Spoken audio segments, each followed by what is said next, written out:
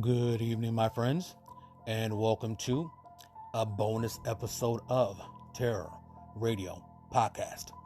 If this is your first time joining me, then welcome. This is a podcast dedicated in bringing you the best of horror and thriller old-time radio broadcasts, as well as original stories. I'm your host, Keith, better known as the Radio Show Nerd, and tonight I decided to create my own personal playlist of a few of my favorite radio plays, all of which I think most of you have enjoyed. And to be clear, these are just the actual stories, not the Terror Radio episodes they were featured on, because I doubt anyone, including myself, has the time to listen to a 6 to 7 hour long podcast. And this is also to show my appreciation to all of you. So, without further ado, this is Terror Radio. We'll be starting off with the Grand Dame of radio thrillers, the classic Sorry, Wrong Number, starring the Grand Dame of Suspense, the great Agnes Moorehead.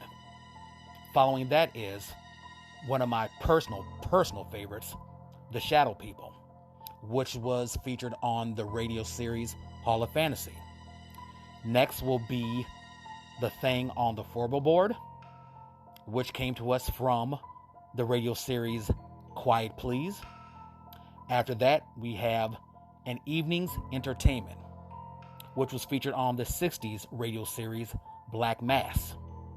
Next, Three Skeleton Key, starring the incomparable Vincent Price. And this was featured on the radio series Escape. And we end with A Knock at the Door from the ultimate horror radio series Lights Out. So, let's get this party started. You know the drill. Sit back, turn down the lights, and listen to Sorry, Wrong Number, ending with Knock at the Door.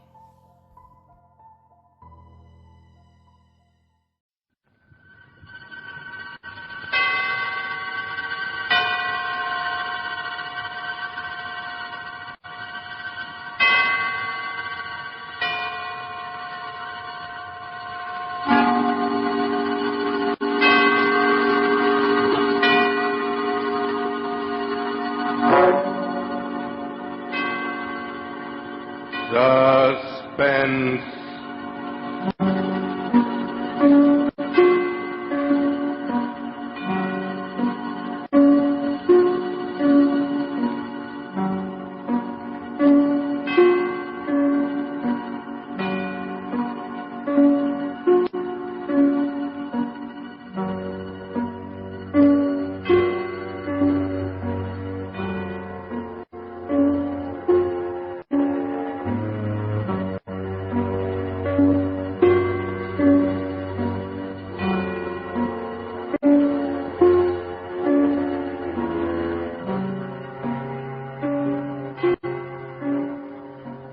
For you men and women in the armed forces of the United Nations, the Special Service Division presents one of America's top spine tinglers. A radio program dedicated to the mysterious, the unusual, and sometimes the supernatural. A program of suspense.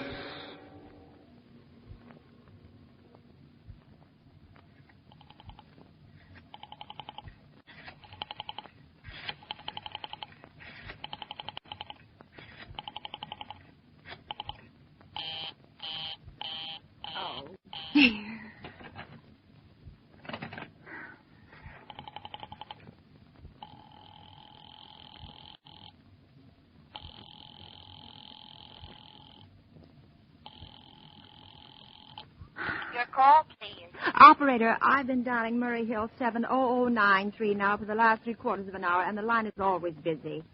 I don't see how it could be busy that long. Will you try it for me, please? I will be glad to try that number for you. One moment, please. I don't see how it could be busy all this time. It's my husband's office. He's working late tonight, and I'm all alone here in the house. My health is very poor, and I've been feeling so nervous all day. Ringing Murray Hill, 70093.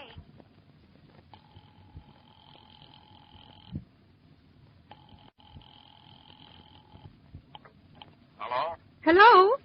Hello? Is Mr. Stevenson there? Hello? Hello? Oh, hello, George. Yes, sir. This is George speaking. Hello? Who's this? What number am I calling, please? I'm here with our client now. He says the coast is clear for tonight. Yes, sir. Where are you now? In a phone booth. Don't worry. Everything's okay. Very well. Now, you know the address.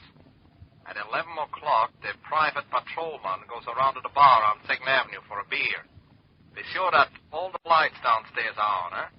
There should be only one light visible from the street. At 11:15, a train crosses the bridge.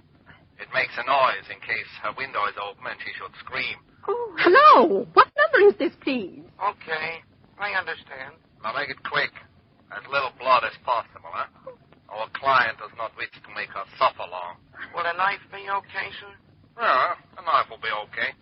And do you remember the other details? Yeah, I know. Remove the rings and bracelets and the jewelry in the bureau drawer. That's right. Our client wishes it to look like simple robbery. Now, don't worry.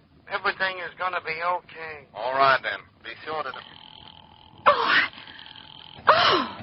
Oh, how awful. How unspeakably awful. Oh.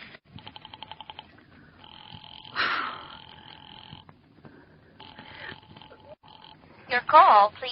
Operator, I've just been cut off. I'm sorry. What number were you calling? Why, it was supposed to be Murray Hill 70093, but it wasn't. Some wires must have got crossed. I was cut into a wrong number, and I've just heard the most dreadful thing. Something about a murder. And, operator, you'll simply have to retrace that call at once. I beg your pardon. May I help you? Oh, I know it was a wrong number, and I had no business listening, but these two men, they were cold-blooded fiends, and they were going to murder somebody, some poor innocent woman who was all alone in a house near a bridge, and we've got to stop them. We've got to... What number were you calling, please? Well, that doesn't matter. This was a wrong number, and you dialed it for me, and we've got to find out what it was immediately. What number did you call? Oh, why are you so stupid? What time is it? Do you mean to tell me you can't find out what that number was just now? I'll connect you with the chief operator. Oh, I think it's perfectly shameful. Now, look, it was obviously a case of some little slip of the finger. I told you to try Murray Hill 70093 for me. You dialed it, but your finger must have slipped, and I was connected with some other number. And I could hear them, but they couldn't hear me. Now, I simply fail to see why you couldn't make that same mistake again on purpose, why you couldn't try to dial Murray Hill 70093 in the same sort of careless way. Murray Hill 70093. I will try to get it for you. Thank you.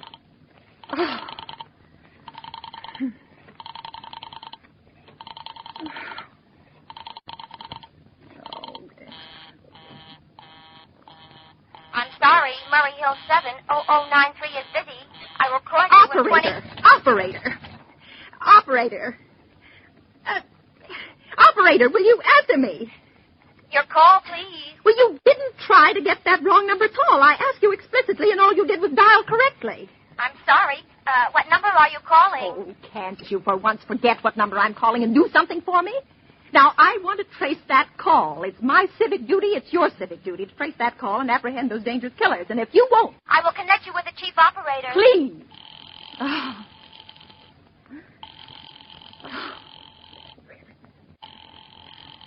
What's the answer? This is the chief operator. Oh, chief operator, I want you to trace a call, a telephone call immediately. I don't know where it came from or who was making it, but it's absolutely necessary that it be tracked down because it was about a murder that someone's planning. A terrible, cold-blooded murder of a poor innocent woman. Tonight at 11:15. I see. Well, can you trace it for me? Can you track down those men? I'm not certain. It depends. Depends on what? It depends on whether the call is still going on. If it's a live call, we can trace it on the equipment. If it's been disconnected, we can't. Disconnected? If the parties have stopped talking to each other. Oh, but of course they must have stopped talking to each other by now. That was at least 5 minutes ago, and they didn't sound like the type who would make a long call. Well, I can try tracing it. May I have your name, please? Mrs. Stevenson. Mrs. Elbert Stevenson. Now, but listen... And your telephone number, please. Plaza 42295. But if you go on wasting all this time... Why do you want the call traced, please? Why? Well... Oh, no reason. No reason. I merely felt very strongly that something ought to be done about it. These men sounded like killers. They're dangerous. They're going to murder this woman at 11:15 tonight, and I thought the police ought to know. Have you reported this to the police? Well, no, not yet. You want this call checked purely as a private individual? Yes, but meanwhile... I'm sorry, Mrs. Stevenson, but I'm afraid we couldn't make this check for you and trace the call just in your say-so as a private individual. Well, We'd have to do something more official. Oh, for heaven's sake. You mean to tell me I can't report that there's going to be a murder without getting tied up in all this red tape? Why, it's perfectly idiotic. Well, all right. I'll call the police. Thank you. I'm sure that would be the best way to... Oh, it's ridiculous. It's perfectly ridiculous. All this red tape. Oh.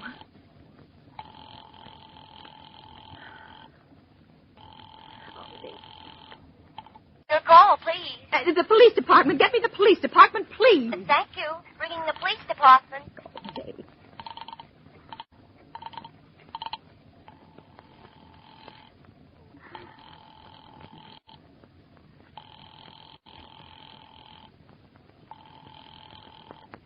Police station, precinct 43, Sergeant Martin speaking. Police department. This is Mrs. Stevenson, Mrs. Elbert Smythe Stevenson of 53 North Sutton Place. I'm calling up to report a murder. I mean, the murder hasn't been committed yet, but I just overheard plans for it over the telephone, over a wrong number that the operator gave me. I've been trying to trace down the call myself, but everybody is so stupid, and I guess in the end you're the only people who could do anything. Yes, ma'am. Well, it was a perfectly definite murder. I heard their plans distinctly. Two men were talking, and they were going to murder some woman at 11:15 tonight. She lived in a house near a bridge. Are you listening to me? Yes, ma'am. And there was a private patrolman on the street. He was going to go around for a beer on 2nd Avenue, and there was some third man, a client, who was paying to have this poor woman murdered. They were going to take her rings and bracelets and use a knife. Well, it's unnerved me dreadfully, and I'm not well. I see. When was all this, ma'am? Well, about 8 minutes ago. Oh, then you can do something. You do understand. What is your name, ma'am? Mrs. Stevenson, Mrs. Elbert Stevenson. And your address? 53 North Sutton Place. 53 North Sutton Place. That's near a bridge. The Queensboro Bridge, you know, and we have a private patrolman on our street, and 2nd Avenue... And what was the number you were calling? Murray Hill 70093. But that wasn't the number I overheard. I mean, Murray Hill 70093 is my husband's office. He's working late tonight, and I was trying to reach him to ask him to come home. I'm an invalid, you know, and it's the maid's night off, and I hate to be alone, even though he says I'm perfectly safe as long as I have the telephone right beside my bed. Well, we'll look into it, Mrs. Stevenson. And we'll see if we can check it with the telephone company. But the telephone company said they couldn't check the call if the parties had stopped talking. I've already taken care of that. Oh, you have? Yes, and personally, I feel you want to do something far more immediate and drastic than just check the call. What good does checking the call do if they stop talking? By the time you track it down, they'll already have committed the murder. Well, we'll take care of it, don't you worry. Well, I'd say the whole thing calls for a search, a complete and thorough search of the whole city. Now, I'm very near the bridge, and I'm not far from 2nd Avenue, and I know I'd feel a lot better if you sent around a radio car to this neighborhood at once. And what makes you think the murder's going to be committed in your neighborhood, Oh, ma'am? well, I don't know. Only the coincidence is so horrible. 2nd Avenue and patrolman and the bridge. 2nd Avenue is a very long street, ma'am. I know it. And you know how many bridges there are in the city of New York alone. Oh. Not to mention Brooklyn, Staten Island, Queens, and the Bronx. I know. How do you know there isn't some little house out on Staten Island on some little 2nd Avenue you've never even heard about? Oh. How do you know they're even talking about New York at all? But I heard the call on the New York dialing system. Maybe it was a long-distance call you overheard. And telephones are funny things. Look, lady, why don't you look at it this way? Supposing you hadn't broken in on that telephone call. Supposing you'd got your husband the way you always do. You wouldn't be upset, would you? No, I suppose not, only it sounded so inhuman, so cold-blooded. Well, a lot of murders are plotted in this city every day, ma'am. Well, we managed to prevent most all of them, but a clue of this kind is so vague. Isn't much more use to it than no clue at all. But surely you... Unless, of course, you have some reason for thinking this call was phony, and that somebody may be planning to murder you. Me? Oh, well, no, I hardly think so. Well, I mean, why should anybody? I'm alone all day and night. I see nobody except my maid, Eloise, and she's a big girl. She weighs 200 pounds. She's too lazy to bring up my breakfast tray, and the only other person is my husband, Albert. He's crazy about me. He just adores me. He waits on me hand and foot. Has scarcely left my side since I took sick 12 years ago. Well, and there's nothing for you to worry about. But... Now, if you'll just leave the rest of this to us, we'll take what care will you do? It's so late. It's nearly 11 now. We'll take care of it, lady. Well, will you broadcast it all over the city and send out squads and warn your radio cars to watch out, especially in suspicious neighborhoods like mine? Lady, I said we'd take care of it. Just now, I've got a couple of other matters here on my desk that require immediate attention. Good night, ma'am, and thank you. Oh, you idiot. Oh, now, why did I hang up the phone like that? Now he'll think I am a fool. Oh, why doesn't Albert come home? Why doesn't he?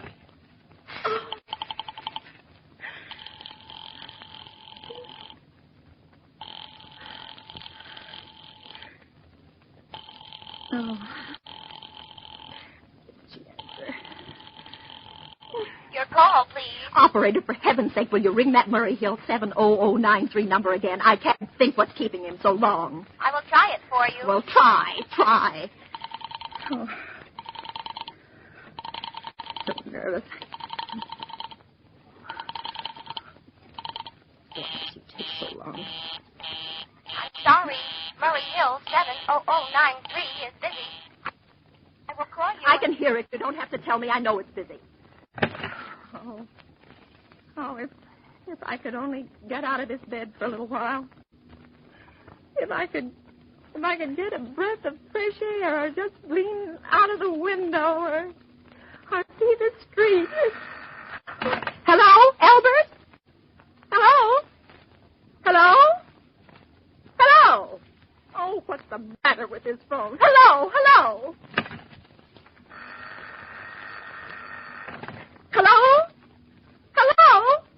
Oh, for heaven's sake, who is this? Hello? Oh,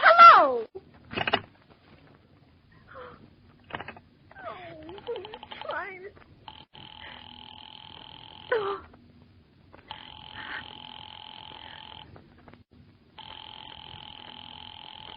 Oh, why didn't... Your call, please. Hello, operator. I don't know what's the matter with this telephone tonight, but it's positively driving me crazy.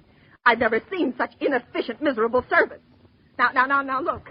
I'm an invalid, and I'm very nervous, and I'm not supposed to be annoyed. But if this keeps on much longer... What seems to be the trouble, please? Well, everything's wrong. I haven't had one bit of satisfaction out of one call I've made this evening. The whole world could be murdered for all you people care. And now my phone keeps ringing and ringing and ringing and ringing and ringing every 5 seconds or so. And when I pick it up, there's no one there. I'm sorry. If you will hang up, I will test it for you. I don't want you to test it for me. I want you to put that call through, whatever it is, at once. I'm afraid I cannot do that. You can't, and why? Why, may I ask? The dial system is automatic. Oh. If someone is trying to dial your number, there is no way to check whether the call is coming through the system or not. Oh. Unless the person who is trying to reach you complains to his particular operator. Well, of all this stupid... And meanwhile, I've got to sit here in my bed suffering every time that phone rings, imagining everything. I will try to check the trouble for you. Check it. That's all anybody can do. Oh, what's the use of talking to you? You're stupid. I'll fix her. Of all the impudence. Oh, how dare she speak to me like that? How dare she speak to me like that? Oh.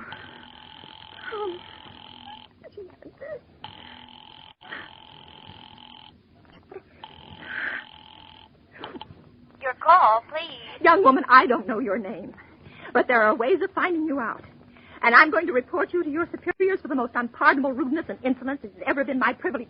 Give me the business office at once. You may dial that number direct. Dial it direct. I'll do no such thing. I don't even know the number. The number is in the directory, or you may secure it by dialing information. Now, listen here. Oh, what's the use? Oh. Oh, for heaven's sake, I'm going out of my mind. Now, hello? Hello? Stop ringing me, do you hear? Answer me. Who is this? You realize you're driving me crazy? Who's calling me? What are you doing it for? Now, stop it, I say. Hello? Hello? If you don't stop ringing me, I'm going to call the police. You hear? The police! Oh, if Albert would only come home. Oh, let it ring. Let it go on ringing. It's a trick of some kind. And I won't answer it. I won't, even if it goes on ringing all night. I won't answer it.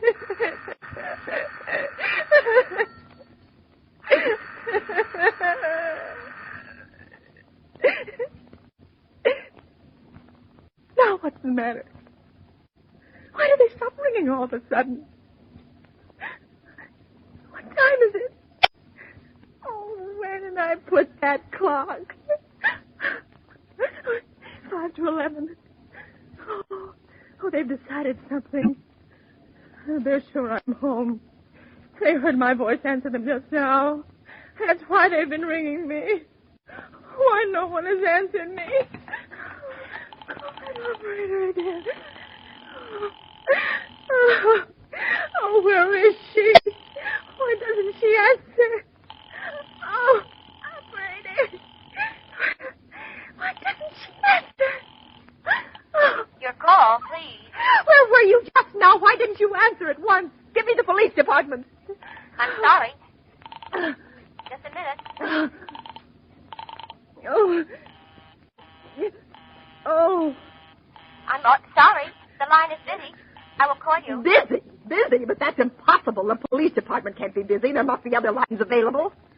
The line is busy. Oh. I will try to get them for you later. No, I've got to speak to them now, or it may be too late. I've got to talk to someone. What number do you wish to speak to? I don't know, but there must be someone to protect people beside the police department. A detective agency. You will find agencies listed in the classified directory. But I don't have a classified directory. I mean, I'm too nervous to I look will it up, connect and you I with don't know. information. Perhaps she will be able to help you. No. Oh, you're being spiteful, aren't you? You don't care, do you, what happens to me? I could die and you wouldn't care. Oh, stop it! Stop it! I can't stand anymore. Hello? What do you want?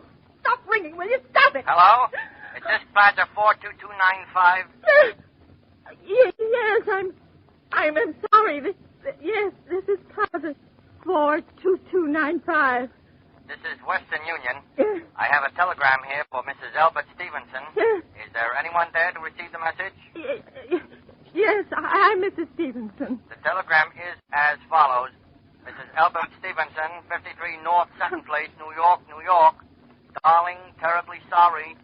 Tried to get you for last hour, but line busy. Oh. Leaving for Boston, 11 p.m. tonight on urgent business. Back tomorrow afternoon. Keep happy. Love, signed, Albert. Oh, no. Do you wish us to deliver a copy of the message? No. No, thank you. Thank you, madam. Good night. Good night. Oh, no. No, I don't believe it. He couldn't do it. Not when he knows I'll be all alone. It's some trick. It's some trick. Some fiendish trick. I know. Oh, I'm so nervous. Oh, what is the answer? Your call, please. Operator, try that Murray Hill 70093 number for me just once more, please. You may dial that number direct. Oh.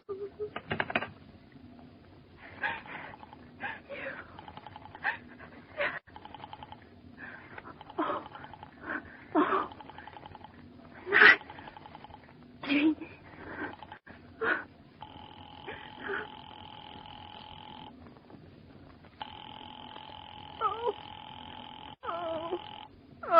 was gone. Oh, Albert, how could you? How could you?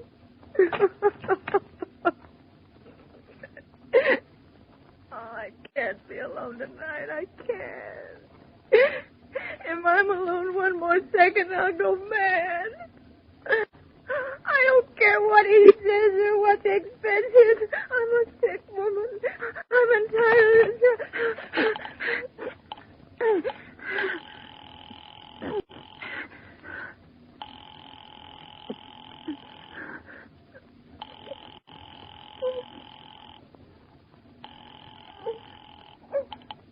This is information. May I help you?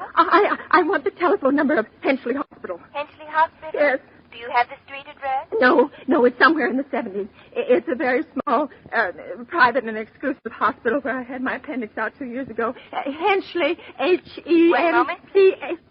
Well, will you please hurry and please, what is the time? You may find out the time by dialing Meridian 71212. Oh, for heaven's sake, I've no time to be dialing. The number of Hensley Hospital is Butterfield 70105. Butterfield 70105. Yeah.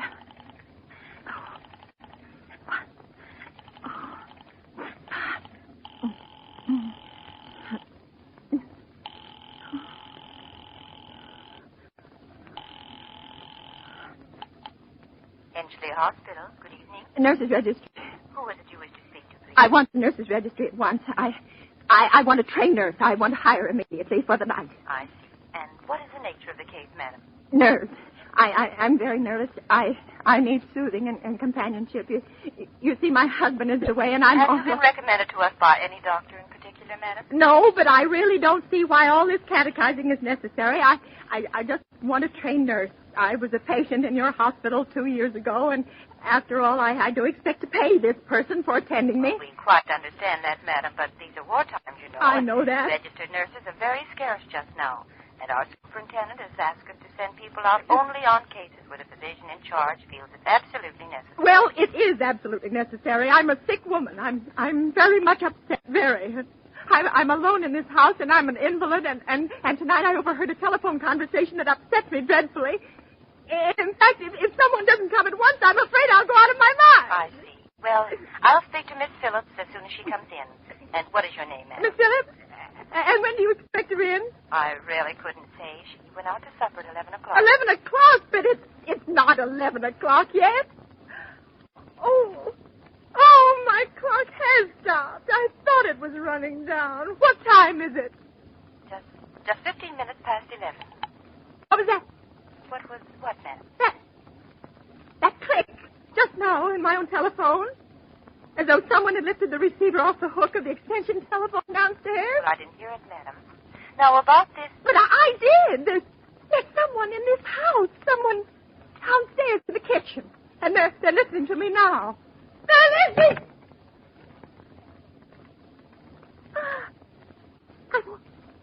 I won't pick it up.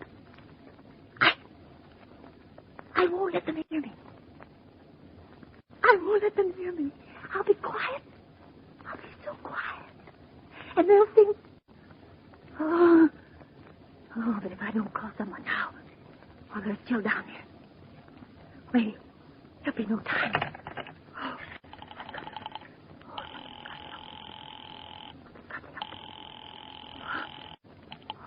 Your call, please. Operator, I'm in desperate trouble. I'm sorry, I cannot hear you. Please speak louder. I don't dare. There's someone listening. Can you hear me now? I'm sorry. Oh, but you've got to hear me. Oh, please, you've got to help me. There's someone in this house. Someone who's going to murder me. And you've got to get in touch with... Oh, there it is. There it is. Did you hear it? He put it down. He put down the extension phone. He's coming up. He's coming upstairs. Okay, give me the police department. The police department. Give me the police department. One moment, please. I will connect you. I can hear him. Oh, I can hear him. He's coming nearer. Oh,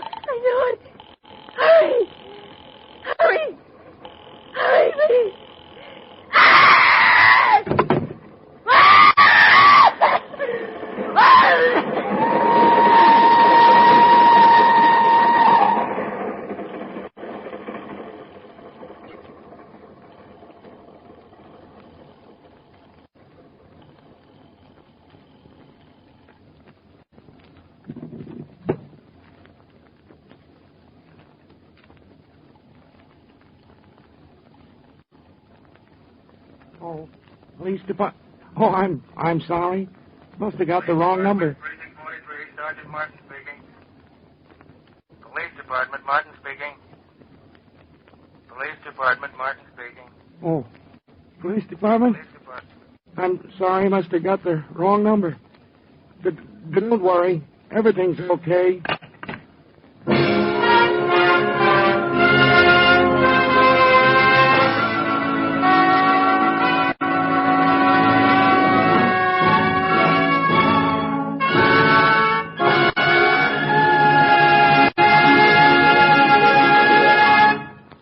And so closes Sorry, Wrong Number, starring Agnes Moorehead, tonight's tale of Suspense.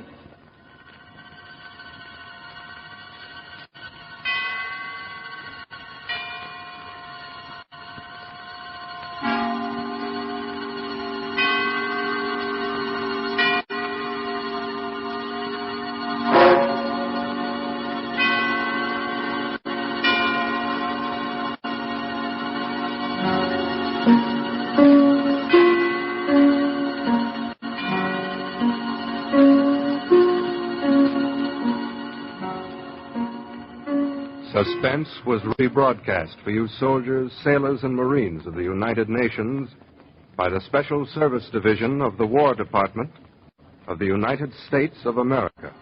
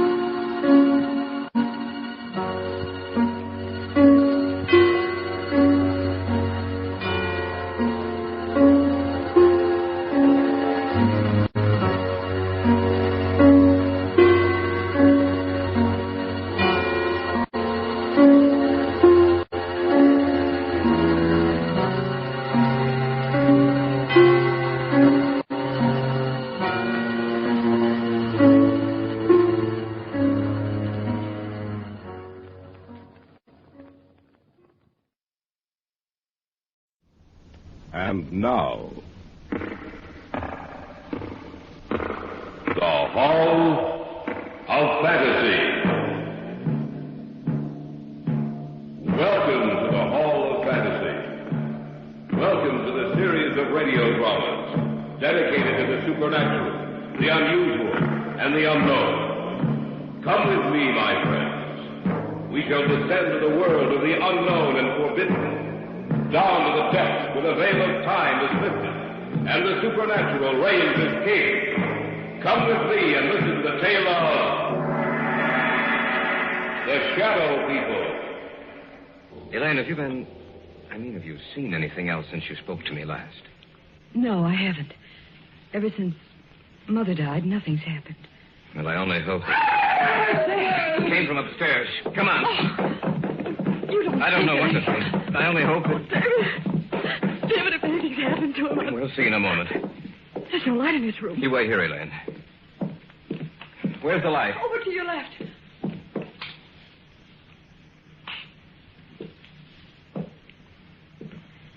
David, what's wrong? Why didn't you leave the light on? Your father's dead, Elaine.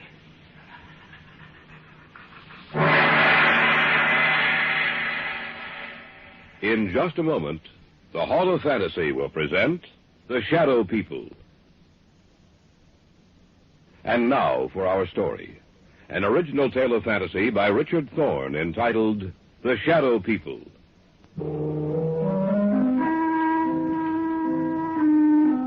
Somewhere along the line of your life, you've met them. You have come in contact with the Shadow People.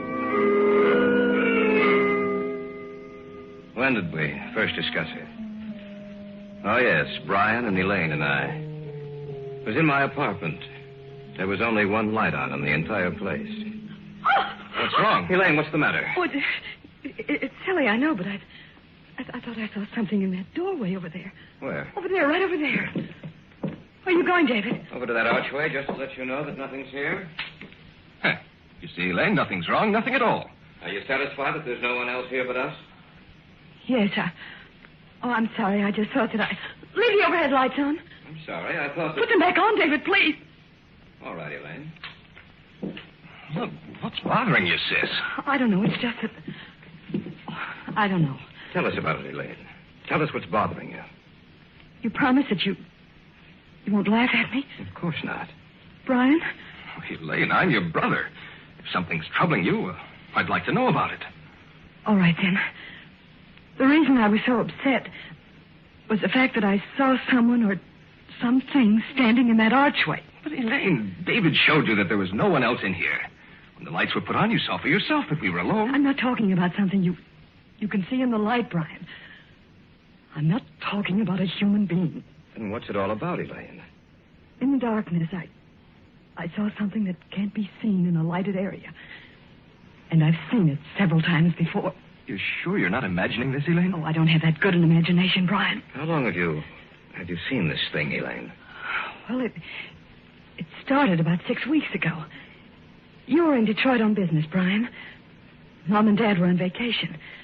I was in the house by myself, in the library. There was only one light on. I sat in the chair beneath it, reading. Several times I thought that something was watching me. I felt there was someone in the room with me, standing right in back of me. Every so often I'd glance back over my shoulder, but there seemed to be nothing there.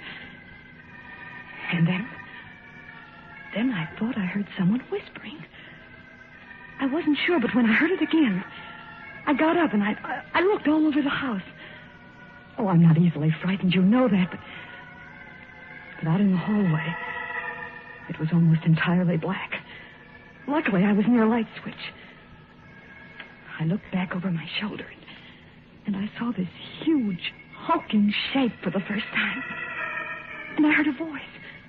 Or rather, the whisper of a voice. I couldn't distinguish the words, but that dark shape seemed to be moving towards me. My hand was on the light switch, and I turned it on. In a minute, the light flooded the hallway. The shape was gone. There was nothing there. I was alone again. As long as there's light, I know it can't hurt me. I know it can't reach me. You might have imagined it, you know. Of course, that's possible, but I'm sure I didn't. It was so real. So real, that shape in the darkness. It was the very essence of evil itself.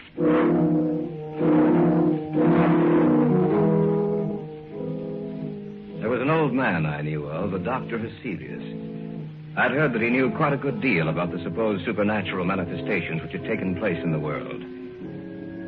I went to him to see if he knew anything that might explain the events of the story Elaine had told us.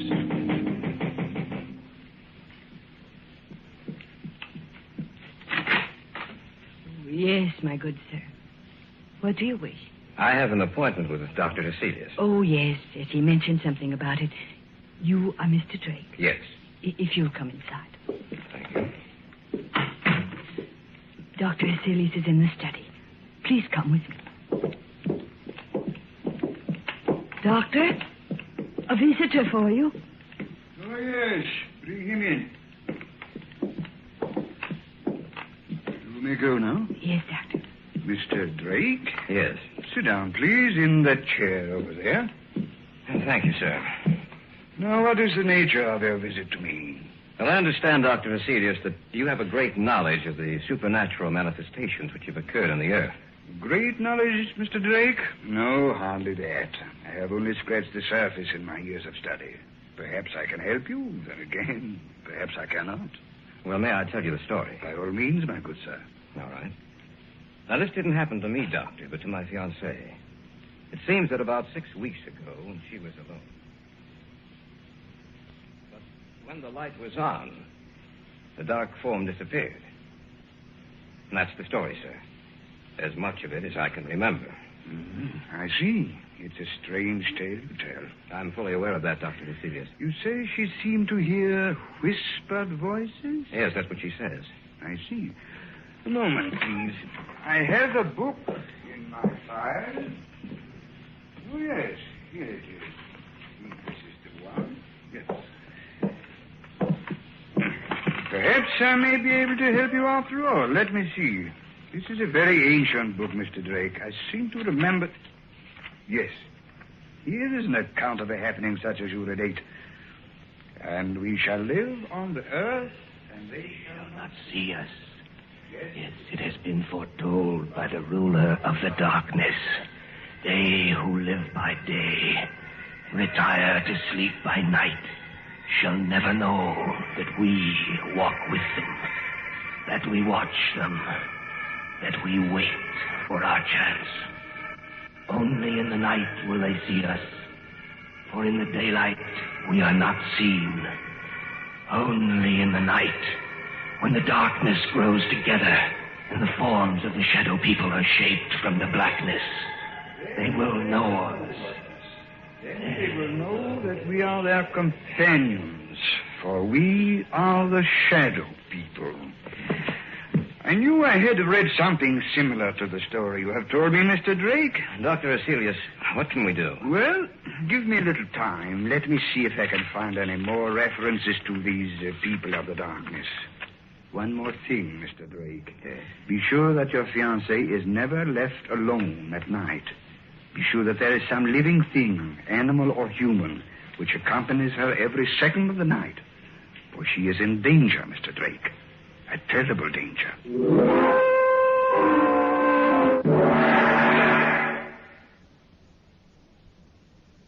Back now to our story. An original tale of fantasy by Richard Thorne entitled The Shadow People.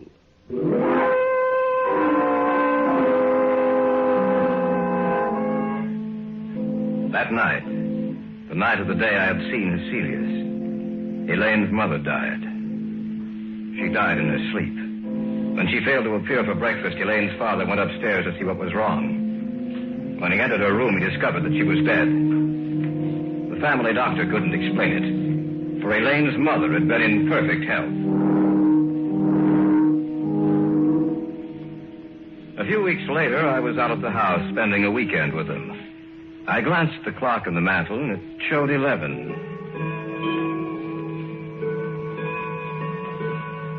I can't understand why Brian hasn't returned from town. Well, he said he had some extra work to catch up on. He told me this morning that he might be late. Well, 11 o'clock, I'm going upstairs. Glad you came out, David. It's good seeing you again. It's a pleasure to be here, sir. Well, don't stay up too late. See you both in the morning. Good night. Night, Dad. Good night, Mr. Davis. He isn't the same, David. Ever since Mother died, he hasn't been the same. I didn't realize that until tonight. He's changed. I only hope that he'll start living again. Ever since she died, it seems that a part of him died with her. Elaine, have you seen anything else since you spoke to me last? No, I haven't. Ever since Mother died, nothing's happened. Well, I only hope... Came from upstairs. Come on. You don't think... I don't know what to think. I only hope... David, if anything's happened to him... We'll see in a moment. There's no light in his room. You wait here, Elaine. Where's the light? Over to your left.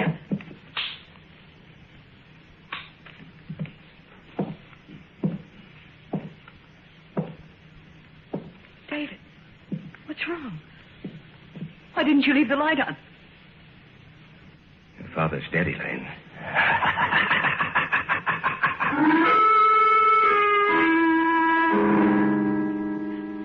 I'd walked into the darkened bedroom. On the bed was Elaine's father. It didn't take a second look for me to know that he was dead. I switched off the light and walked back into the hallway to tell Elaine what happened. And then from the room there had come an eerie, quiet laughter. In the darkness of that room was some unknown evil power. The voice itself was unearthly. There was no substance to it. It sounded as if it came from the darkness itself. No. No, I don't believe you. It's the truth, Elaine. There's nothing more I can do. We'll have to notify the police. Tell me it's not the truth, David. Tell me it's not true. I'm sorry, Elaine. I wish I could. Your father's dead.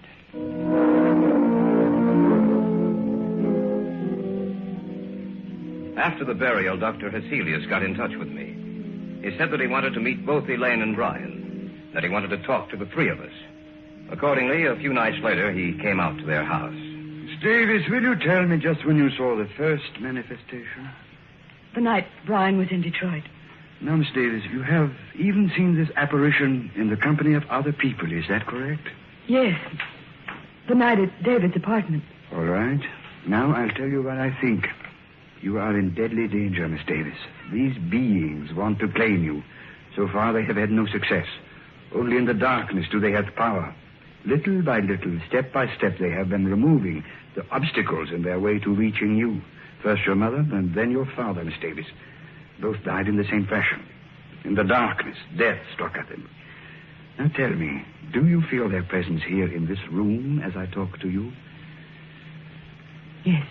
Turn out the lights, Brian. No. Stand by the switch, if you please, Brian. If anything happens, turn the lights back on. All right. Dr. Heselius, I don't... Do you want me to continue working with you? Yes, sir. All right, then. Brian, turn off the lights. Yes, Doctor.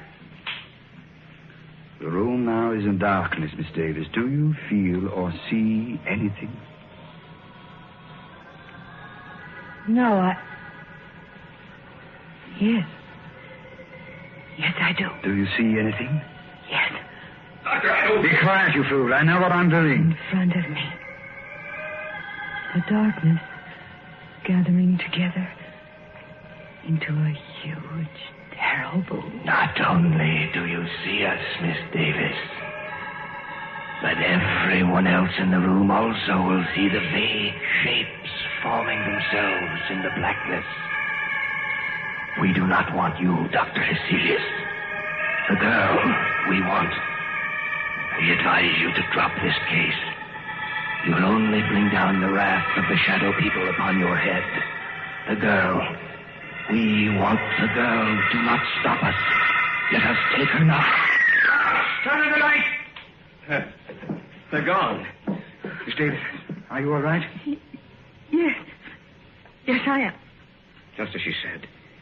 The darkness. I saw it form into something, too. So did I. What are we going to do, Dr. Heselius? At the present moment, I don't know. But it's much I do know. You must leave this house immediately. You must try to get out of their reach. I don't know if that is possible. I hope it is. I shall have to return to my home. I must learn if there is some manner by which we can defeat these creatures. For the moment, leave this house. Dispose of it in any manner you may see fit, but leave this house.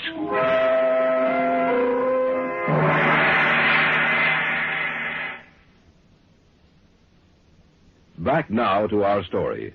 An original tale of fantasy by Richard Thorne entitled The Shadow People.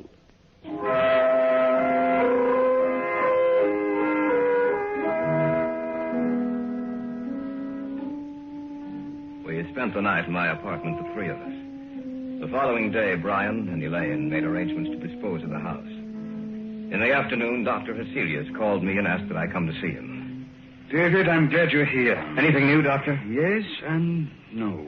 You realize, of course, that this spiritual manifestation is not new, that it has gone on for centuries. No, I wasn't aware of that. It's true, David.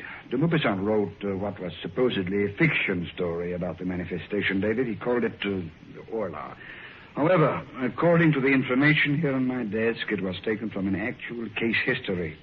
Of course, he embroidered the story, added a few touches to something he didn't realize actually existed. But have you found anything with which we can fight them? Everything depends upon an answer I received from a colleague of mine in Paris, Dr. Henri Renaud. I dispatched a telegram to him last night. Why hasn't he answered by now? There are certain things that must be done. It will take a few days, I'm afraid. We have to wait, David. There's nothing else we can do.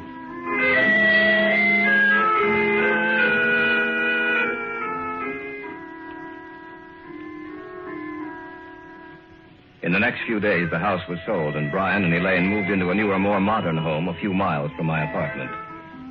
Cecilia said it might take a few days for them to build up their power. I spent the nights at the new house. The lights were left on, and I watched for any unusual occurrence. In the daytime, I'd return to my apartment and get some sleep. About 4 days after Elaine and Brian moved into the new house, I was at home when Heselius phoned me.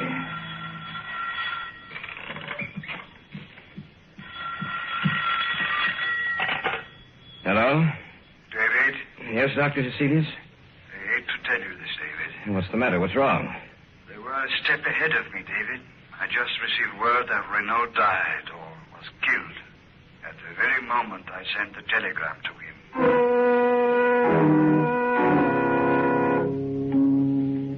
Step by step, they had outwitted us. For they had anticipated every move we'd make. Even Dr. Hecelius was at a loss as to what to do. He agreed to meet me at the Davis house. What did you want to see us about, Dr. Hecelius?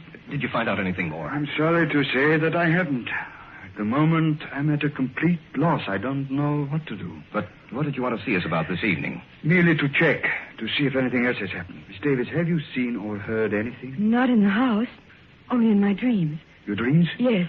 When I go to sleep at night, in my dreams, in the darkness, I see them. And it's grown worse, much worse. I was hoping that it would not have progressed so far. There has been no disturbance in this house, but now they disturb your sleep, Miss Davis. Now, you must stay awake for as long as you can. I want the three of you to move into my house. Perhaps that will give you more protection.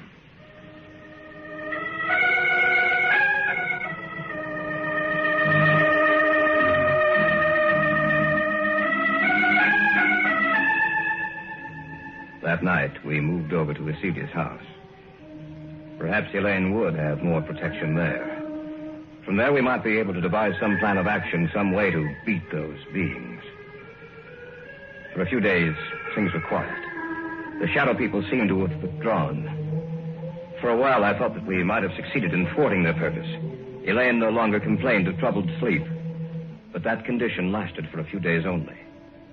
About 10 days later, they made themselves known and felt again. That night, we were in the study, when suddenly Hecelius whirled around and... Elaine, what are you looking at? Outside the house. Right where the light leaves off, I see them. She's right, Dr. Hecelius. I can see them, too. What should we do, Doctor? Nothing. What do you mean, nothing? There's nothing we can do. We can't just... We can't do anything, Brian. Don't you understand that they have us at their mercy? The greatest man in my field was Henri Renault. If he could do nothing against them, what do you think we can do? He's right, Brian. There's nothing we can do. As long as the house remains lighted, just so long will they remain outside. If the lights were to... That sounds... When my father was killed. The same sound. We heard the same sound. The lights. What's happened to the lights, all right? No. Be quiet, please. I thought of this emergency. A candle. That's right, Miss Davis. As long as this burns, this one candle will be safe. For they cannot advance into the light. They are limited by the darkness. As long as the candle burns, they will have to remain outside of this room. Around you, in every room of the house, in the darkness outside, we are around you. This time you shall not escape. This time we will claim you. Take it easy, Brian. I can't stand it. I'm getting out of here. Brian, come back. Don't be a fool. I'm going after him. Stay here. We just can't let him He go. won't have a chance. I doubt it. Miss Davis, I'm afraid that your brother is dead.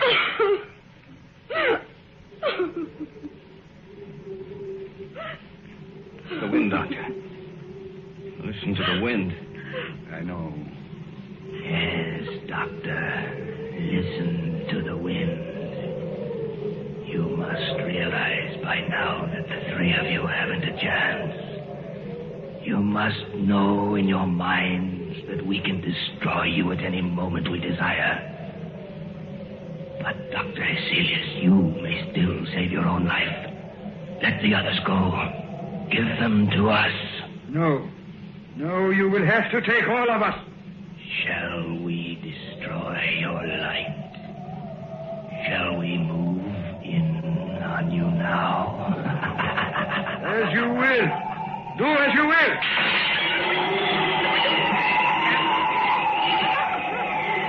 Sorry, David. The candle is out. In the darkness. The figures in the darkness.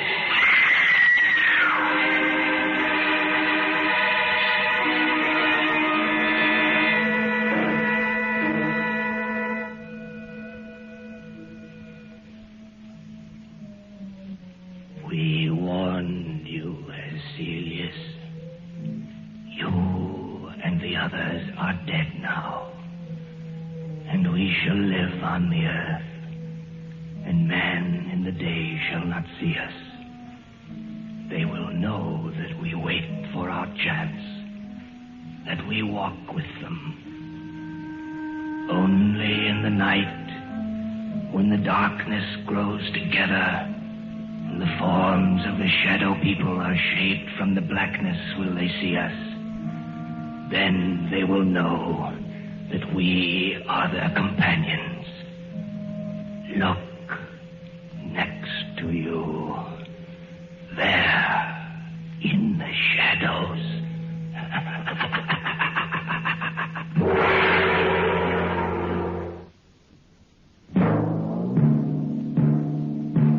So runs tonight's tale of the unusual, the terrifying, the unknown.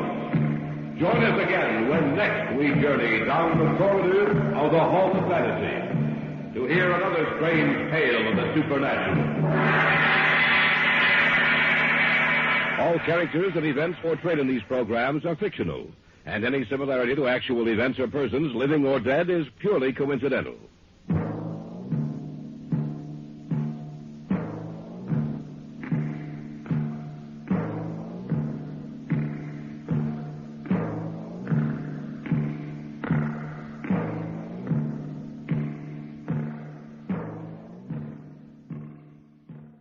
Quiet, please.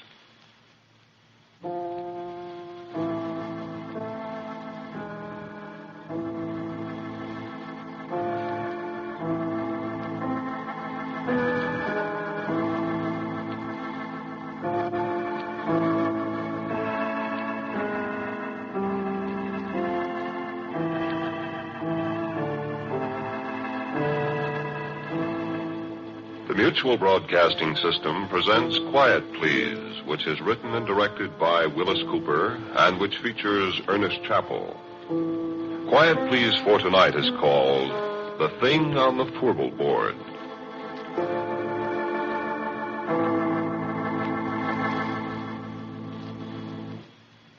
Me, I'm a roughneck. Well, I was a roughneck, 20 years ago. A little too old, too slow now. Besides, I got $1 now. I don't have to be a roughneck, you see. Married, got a nice home. Had to meet my wife. Hey, Mike. Her name's Maxine, but she likes to be called Mike. Mike! I guess she's busy out in the kitchen someplace. Besides, she doesn't hear very well. Shame, too. She's so pretty and everything. Well, you'll meet her. Sit down. I was saying I was a roughneck. Well, no, that doesn't mean exactly what you think it means. A roughneck is an oil field worker, specifically a guy in a drilling crew. Call them roughnecks like you call a section hand on the railroad a gandy dancer, a garage hand a grease monkey. Same time you work around a drilling crew for a while, you're going to be a roughneck in every sense of the word, boy. A derrick floor or a Fourble board is no place for a guy with a bow tie. Because when you have to fool around with drilling holes that go farther down the ground than it is from the top of Pike's Peak down to sea level, sure they do. The time I was a roughneck, we got this one well down to 7,313 feet. That was a record. But last May, Pure Oil brought one in out in the Natrona Valley in Wyoming at 14,309 feet. That, friend, is almost 3 miles. Quite a hole, that, huh? Sure, I don't think there's an oil man in the world that don't wonder one time or another what's down there, besides rock and oil and gas. Oil that's made out of trees that died 20 million years ago. Oil that's made out of dinosaur bones. Oil that's maybe made out of the flesh and blood of men, maybe, that beat each other to death with a stone axe, ate saber-toothed tiger for lunch. Yeah, you get to wondering. You look at the cores that come up from way down there, and sometimes the little shells, trilobites mostly, that was alive when Manhattan Island, where New York is, was under half a mile of ice. We found something once, me and Billy Grunwald, and something found us. I'll tell you about it. We were down to around 5,400 feet. We'd set casing. We began to get water, so we had to stop drilling and cement off. Well, you see, when water begins to seep in the hole, you pull your drill pipe, then you let down a cementing shoe inside the casing, and you plug up the bottom of the hole, casing and all, with quick hardening waterproof cement. Then when it's hard, you drill through the cement, go on down, and the cement outside the casing at the bottom keeps the water out. Well, we had the drill pipe all pulled and cracked. The cement was setting, see? So we was shut down, waiting for it to harden. We'd been coring just before. Well, you see, a core drill is hollow, and as the bit digs down, it stuffs the drillings up inside it, so when you pull it out, you got a sample of the kind of stuff you're going through. And a geologist can tell a lot from that. So there's nobody around the rig except me that night. The rest of the crew's gone into town. I was toasting some pork chops over the forge for myself, but I heard a car pulling up. Look out, it's Billy Grunwald, the geologist, and I give him a hello. Hi, Billy. Come and have a pork chop. Hi, Porky. Where's everybody? They all went to town. I'm the whole crew. Yeah, I had 3 blowouts between here and Oxnard. Yeah, I wondered where you was. Ted said you'd be in here about 3. Yeah, I would have been, except for my tough luck. Oh, I'm dead. Yeah, hungry? Starved. Yeah, I got 7 pork chops. Bread. And some coffee, kind of. Swell. Yeah, I got a bottle in the car. We're going to have a banquet. Hey, where's that core? That's what I came up here to look at. Yeah, back there on the bench. Look at it after supper. Hey. What? Didn't you say you were all alone here? I thought I heard somebody talking. I don't see anybody. Keep an eye on that pork chop. You won't have any supper. Yeah, I'm watching it. Yeah, let me put the coffee on. Like so. When'd you finish cementing? This morning. Last tower only made about 10 feet of holes, so Ted shut down before we get flooded out of house and home. Funny about that water. How? Oughtn't to be any at that level, according to my figuring. Well, there is. Is it salt? Sure, right out of the bottom of the ocean. That's funny. Well, maybe I'll be able to tell something from the core. Yeah, I hope so. Well, last core I looked at, I'd have sworn we were getting into shale. Ain't seen none yet from the cuttings. That's funny. Here, your pork chop's done. Here, take some bread. Yeah, thanks. Oh, man. Good, huh? Yeah, put on another. I had 2 already before you come. Yeah, much obliged. Yeah, you never can tell what's down there. You get it all mapped and plotted out, all the strata. And all you know is what comes out of the hole. Yeah. I'd like to go down there sometime if I was little enough. Never get you down a hole. Yeah, you'd fit. You're skinny. I'll stay up here and look at the cores, Bud. Where is that one? Behind you. Over there. Oh. Well, I'll have a look at it. Well, why don't you wait till you finish your supper? I'm just going to look at it. Put on another pork chop for me. Okay. Well, I wish those screech owls would keep... What's the matter? Hey, wait a minute, Porky. Well, why did... Listen. What's eating you? You know, I'd have sworn there's somebody up there on that Fourble board. Ah, you're crazy. There's nobody up there. Trying to get those stands of drill pipe. Ah, they're just rack crooked. One of them slipped. Come on back and eat your pork chop. Yeah. Yeah, I guess so. Only what's you so jittery about, Billy? Come on, eat your sandwich. Here. Yeah, well, thanks, Porky. I don't know. I'm just naturally that way, I guess. I'm always scared of the dark. Doggone it, I hate to be a baby, but I can't help it. Scared of the dark? Honest? Stupid, ain't it? Oh, I don't know. Everybody's scared of something. Me. Spiders scare the tar out of me. Black widows. Oh. I know how you feel, Billy. There another light over here? Yeah. Here. Ah. Oh. That's better. Hey, listen, Porky. Go out to the car and look in the left-hand door pocket and bring back that bottle, will you? That's what I need. Okay, kid. Okay. So I picked up a flashlight. I turned around and went outside. I found the car. And I got the bottle. And the floor of the derrick was all lit up, and when I saw a beam of light suddenly flash up toward the Fourble board, I laughed. Billy Grunwald and his ideas. Sure, I looked up. There wasn't a darn thing up there except the drill pipe racked against the fingerboard. Oh, this Fourble board. Well, you've seen oil derricks or pictures of them? You know that little platform that runs around the outside of the derrick about halfway up? Well, that's the Fourble board. Well, you see, a drill pipe comes in lengths, and you handle them with several lengths screwed together so as to save time getting them in and out of the hole. 2 lengths is a double, 3 is a triple, 4 is a Fourble. When you pull the pipe, you heist it up inside the derrick with a traveling block, which moves up and down from the crown block at the top of the derrick. And then when a Fourble of pipe is pulled out, it's held in the rotary table. You break the joint with tongs, like a great big Stilton wrench, you see. Snub a cable that's fastened to the handle over the cathead on the drawworks, and that breaks the joint. Then you hold the tongs on the pipe, give the rotary table a few turns to unscrew it. You heist away with the traveling block and swing it over against the fingerboard, lean it against the derrick. The guy up on the Fourble board takes off the traveling block. You do it all over again till you got all the pipe out, you see? Well, there wasn't anybody up on the Fourble board except a screech owl, and it flew away. So Billy turned his light off, and I come on inside. And just as I come up the steps, he let out a yell. Yay! What's the matter? What's the matter, Billy? Hey, come here. Look here. Well, what's it? Look, Porky.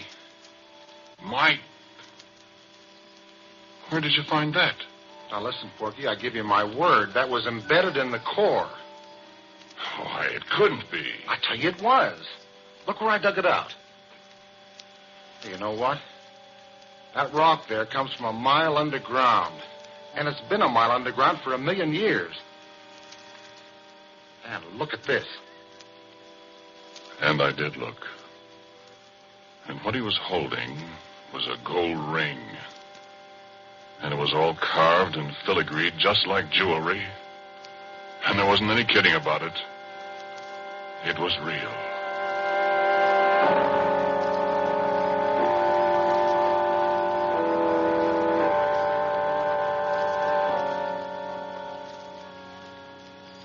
No, wait a minute. Hang on, I ain't done. I poked at the core of rock that looked like a kind of petrified salami or something. And then it was my turn to pretty near jump out of my pants. Because right alongside the place where Billy dug out the ring, there was a mud-covered, but very unmistakable finger. I picked it up, and it was cold, and it was heavy, and it was solid rock. At least it felt like solid rock. And I looked at Billy, and Billy looked at me. He started to rub the mud off this here stone finger. And as he rubbed it, it begun to disappear. No, he could still feel it, he said, but when the mud was gone, neither one of us could see it. And he dropped it to the derrick floor. It went clunk, and we couldn't find it any place. So you know what we done? Well, we took that bottle and we took and finished it, Billy and me. We finished it in one slug apiece, and it was a full pint of bathtub gin. It tasted just like so much well water to me.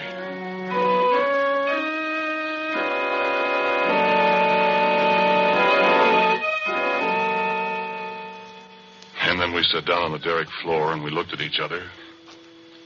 We didn't say a word. My eyes got heavier and heavier. The last thing I remember was I heard some kind of noise that seemed to be coming up from down the Fourble board 80 feet above us. I shut my eyes a minute. I guess I went to sleep.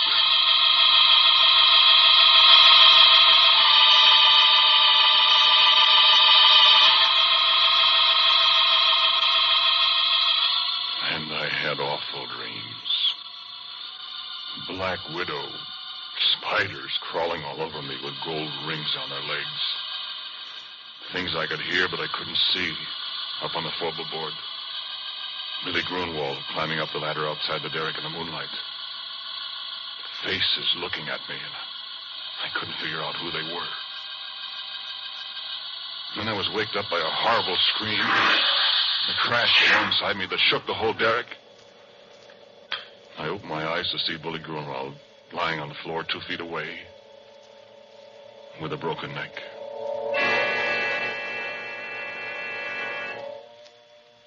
With a broken neck and his left hand, well, he put the gold ring on the little finger of his left hand, and the way his arms were spread out, his left little finger and the ring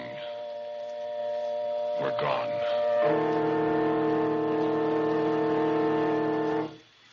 Well, friend, I got out of there. I run down to where Billy had left his car, and I got in. I stepped on the starter. And I couldn't get it to go, and then I remembered after I pretty near run down the battery that Billy had taken the key. I wasn't going up there and go through a dead man's clothes to get it. So I sat there in the car and shivered all by myself till daylight.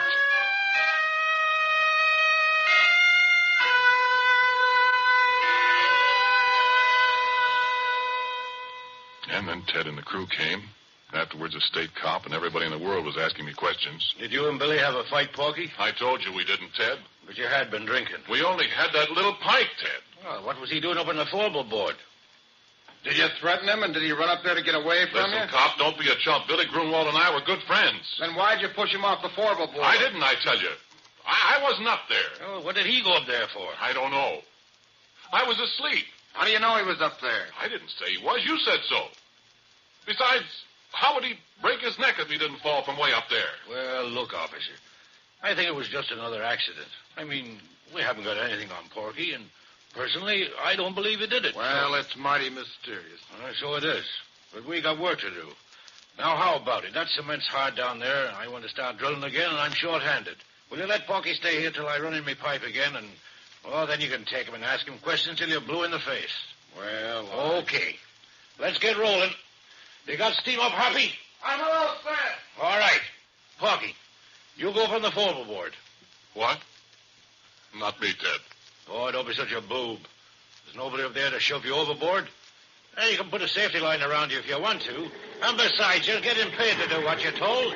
I've lost too much time already. Come on, get going.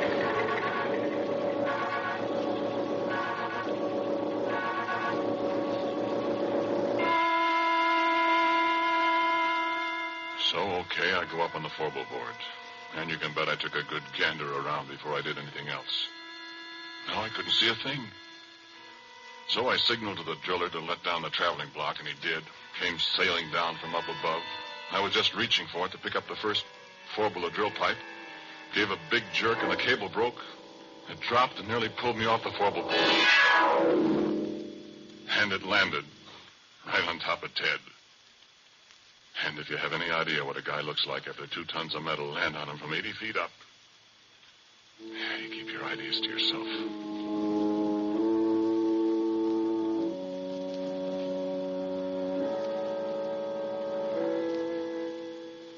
Well, that was enough. 2 accidents in a row. The whole crew quit. They wasn't going to wait for a third. And it was Ted's money that was paying off. There wasn't any more, and as far as I know, the abandoned derrick is still there. And that was 20 years ago. Oh, I forgot to tell you something. That traveling block was right in front of my face when it broke loose. It was hanging by steel cable, 3/4-inch steel cable.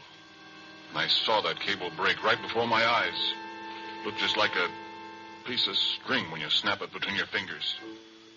I could almost see the fingers. You know what? There was something up there on the Fourble board with me.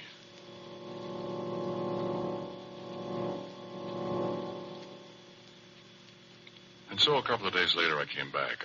I don't know if there's anything in the world as desolate, as dismal, as dead-looking as an abandoned oil well rig.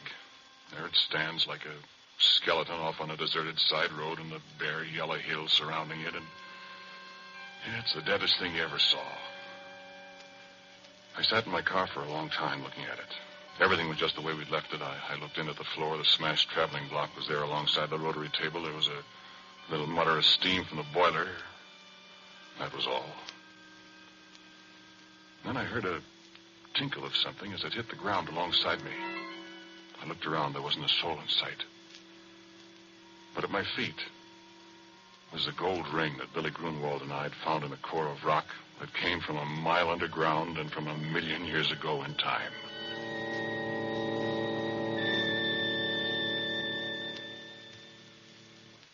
And I heard a little sound. The sound of a kid crying. And there wasn't any kid up there. And I heard it again, and it came from above my head, and I took out my revolver. I loaded it carefully. I started up the ladder to the Fourble board. Well, there wasn't anything up there, nothing I could see. But there was a voice crying. The voice of a little kid. And then there was a movement behind the rack of drill pipes, and I saw the pipe move, and I yelled, "Come out of there, whoever you are! Come out or I'll start shooting!" And the stand-up pipe shivered, and I thought, what can it be that can handle that heavy pipe like jack straws? And then there was a crash.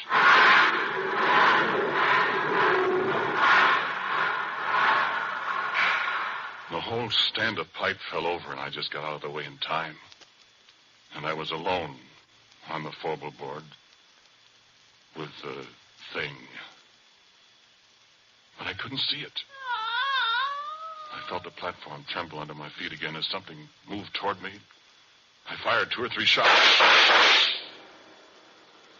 And nothing happened. I started backwards. I knew it was following me because I could hear it meowing like a cat. My feet tripped over something. I saw it was a big can of red lead that somebody had left up there. Without thinking, I picked it up and I threw it at the sound, and it splashed.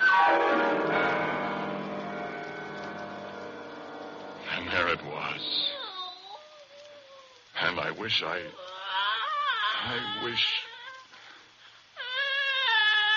face of a little girl, frightened, crying with hunger and terror. Hands like a human being, and a finger missing from the left hand. And the body. Well, I'll tell you about that. I told you how I'm scared of spiders. But I knew where it came from. It had come from the bowels of the earth, come riding up on the drill pipe as we yanked it out of the well. Come to an alien world, and was lost. It stood there dripping with red paint, blood red from head to foot like some horrible dream. And it put its hand on my arm. Its hand was stone. Living, moving stone. And it looked into my eyes and mewed like a lost kitten.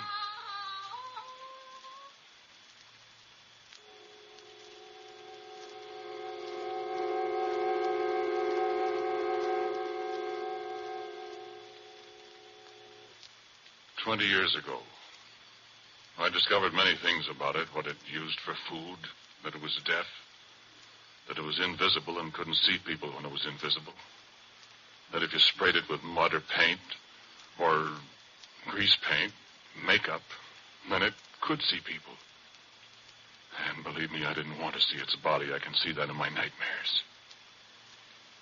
But its face, I can't help wanting to see that pathetic little girl face. I'm afraid maybe I've fallen. But it's very beautiful. And when it's well made up, it's... But making it up, rubbing grease paint on a stone face that looks at you and smiles, and it makes sounds like a lost kitten yet. I can disguise the body in long dresses. She can't hear very well, and when she's hungry, I have to stay out of her way. I found out what she likes to eat, remember? No, sit still. Sit still, do. Sit still or I'll have to shoot you. I want you to meet my wife. Or rather, my wife wants to meet you. Mike. Mike. There she is. Come on in, dear.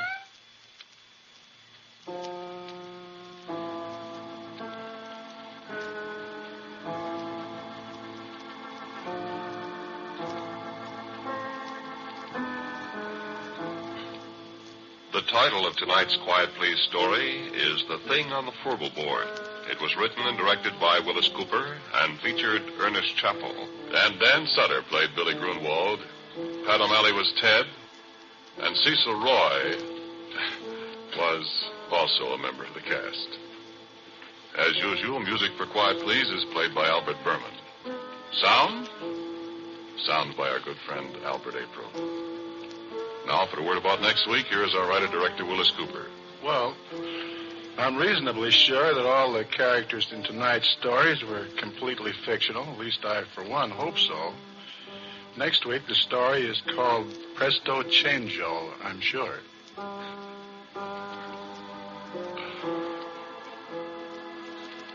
And so, until next week at the same time, I am quietly yours, Ernest Chappell.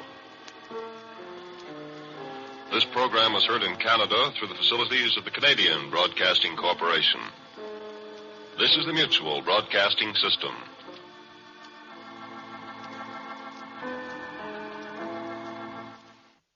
Welcome to the Black Mass.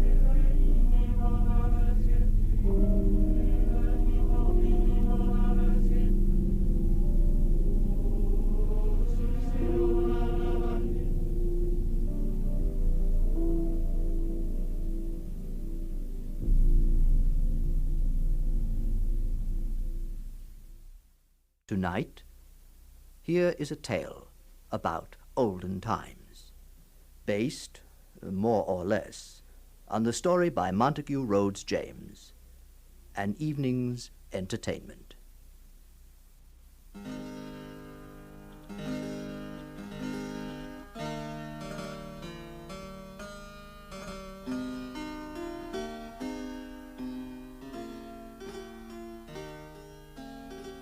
Nothing is more common form in old-fashioned books than the description of the winter fireside, where the aged grandam narrates to the circle of children that hangs on her lips story after story of ghosts and fairies, and inspires her audience with a pleasing terror. But we're never allowed to know what the stories were. Here, then, is a problem which has long obsessed me, but I see no way of solving it finally. The aged grandams are gone, and the collectors of folklore began their work too late to save most of the actual stories which the grandams told. Yet such things don't easily die quite out, and imagination, working on scattered hints, may be able to devise a picture of just such an evening's entertainment. Let's see now. There's the fire burning brightly in the large stone fireplace. On the one side sits the squire, exhausted by a long day after the partridges, and replete with food and drink. On the other side his old mother sits with her knitting, and the children, Charles and Fanny, are gathered about her knee. Oh, I want to wind Granny's yarn. You did it last time. No, you did it twice before that. Well, that doesn't count because... Oh, now, my dears. You must be very good and quiet, or you'll wake your father. And you know what'll happen then. Oh, yes, I know. He'll be wounded, cross-tempered, and send us off to bed. What's that? Fie on you, Charles. That's not a way to speak. Now, I was to have told you a story, but if you use such light words, I shan't. Oh, Granny, please. Granny, Oh, please, we'll be good. Shh. Oh, now I do believe you have woken your father. Hey, look there, Mother. You can't keep them brats quiet. Yes, John, yes, it's too bad.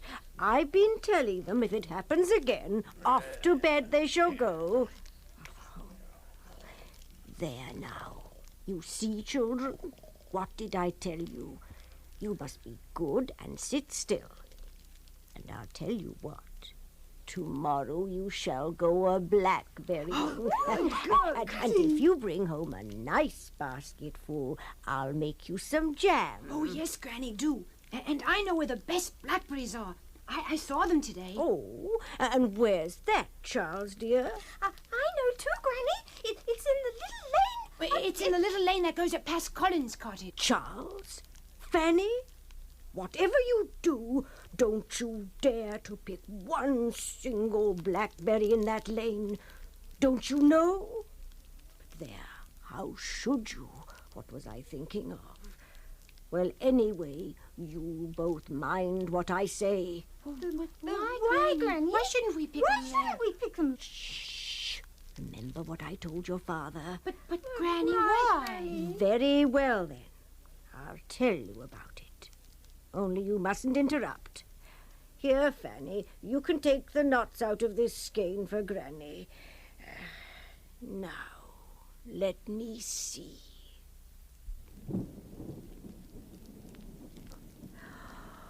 Oh, my, sounds like a storm blowing up outside, doesn't it, children? Well, no matter. We're safe and warm inside, aren't we?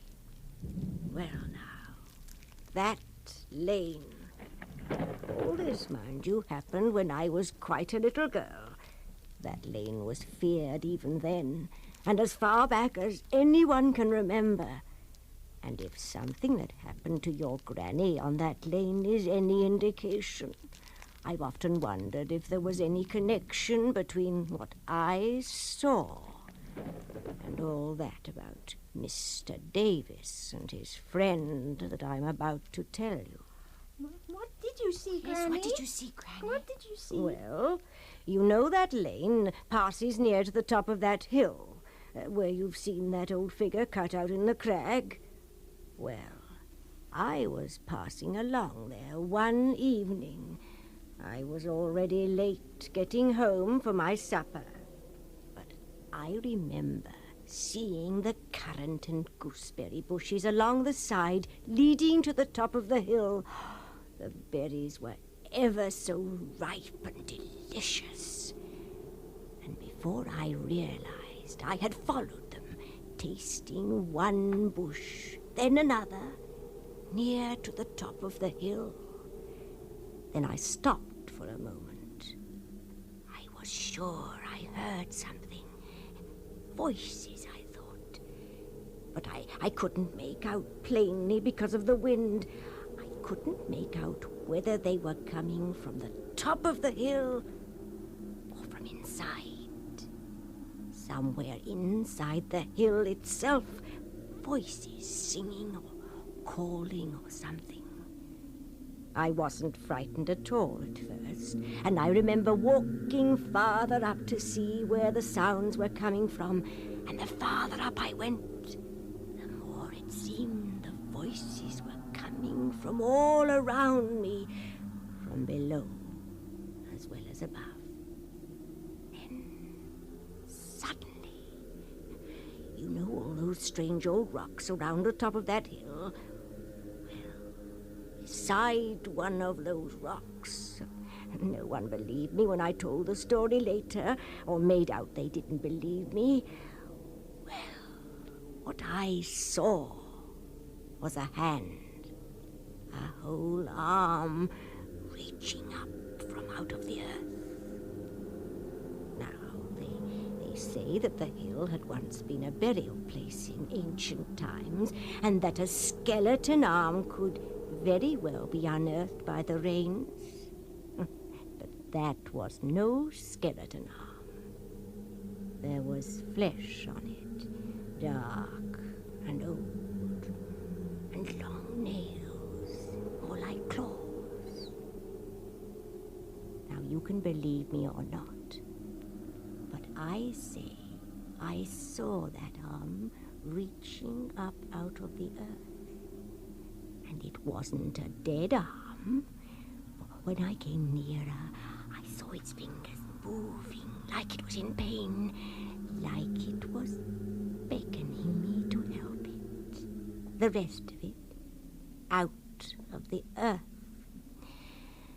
Now, I told you that I wasn't afraid, and that's true, until I got so close that it almost touched me.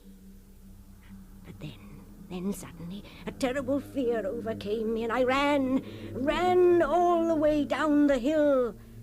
And I have never once set foot on that place since. Well, now, it was only a short while after that the events I was going to tell you about began. Careful, Fanny, not too close to the fire with that yarn. That's better. Well, now, up at the far end of that lane, let me see, is it on the right or on the left-hand side as you go up? Oh, yes, the left-hand side. You'll find a little patch of bushes and rough ground in the field, and something like a broken old hedge round about, and the kind of gooseberry and currant bushes I told you about growing among it. Well, that means there was a cottage stood there, of course. And in that cottage there lived a man named Davis. This Mr. Davis lived very much to himself. He didn't work for any of the farmers, having, as it seemed, enough money of his own to get along. But he'd go to town on market days. And one day he came back from market and brought a young man with him. And this young man and he lived together for some long time and went about together. And whether he just did the work of the house for Mr. Davis, or whether Mr. Davis was his teacher in some way, nobody seemed to know. He was a pale young man and hadn't much to say for himself. Well, now, what did those two men do with themselves? Of course, I can't tell you half the foolish things that the people got into their heads. And we know, don't we, that you mustn't speak evil when you aren't sure it's true, even when people are dead and gone.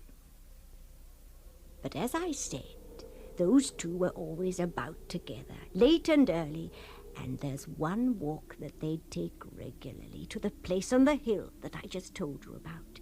And it was noticed that in the summertime they'd camp out there all night. I remember once my father, that's your great-grandfather, told me he had spoken to Mr. Davis and his young friend one evening when he met them on the road. He asked them why they were so fond of going up there. Why? Why, sir, it's a wonderful old place, and I've always been fond of the old-fashioned things. And when my boy here and me are together there, it seems to bring back the old times so plain. Well, it may suit you, but I shouldn't like to be in a lonely place like that in the middle of the night. Oh, sir, we don't want for company at such times. That is to say, Mr. Davies and me is company enough for each other. Ain't it so, master? Aye. Then there's a beautiful air there of a summer night, and you can see all the country round under the moon. Oh, it looks so different, seemingly, from what it do in the daytime. Them bars there, the mounds, all over up there. Now, what would you think was the purpose of them, sir? Why, I've heard, Mr. Davies, that they're all graves. And I know when I've had occasion to plough up one, there's always been some old bones and pots turned up. But whose graves they are, I don't know. People say the ancient Romans were all about this country at one time. But whether they buried their people like that, I can't tell. Oh, to be sure. Well, they looked to me to be older like than the ancient Romans, and dressed different. That's to say, according to the pictures, the Romans was in armor. And you didn't never find no armor, did you, sir? Not by what you said. Well, I don't know that I mentioned anything about armor. But it's true, I don't remember to have found any. But you talk as if you'd seen 'em, Mr. Davis. Seen 'em, sir? That would be a difficult matter after all these years. Not but what I should like well enough to know more about them old times and people, and what they worshipped and all. Worshipped? Well, I dare say I've heard and read about them heathens and their worship. Torture and dances, behavior lewd and ungodly, sacrifices. Oh, torture and dances, you say? Sacrifices, you see. Lewd and ungodly behavior. What manner do you suppose? Read about 'em, you say. Heathen, you say. That was the only time my father had much talk with Mr. Davis. It was around that time that people believed some sort of meetings went on at night time on that hill, and that those who went there were up to no good. And there was known to be others besides Mr. Davis and his young man, I mean. And it was only guessed what really went on.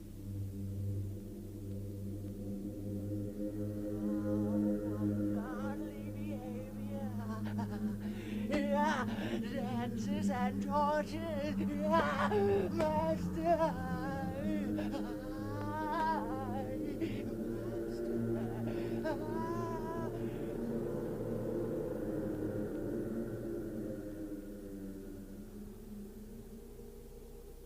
Not so close to the fire with the yarn, Fanny dear.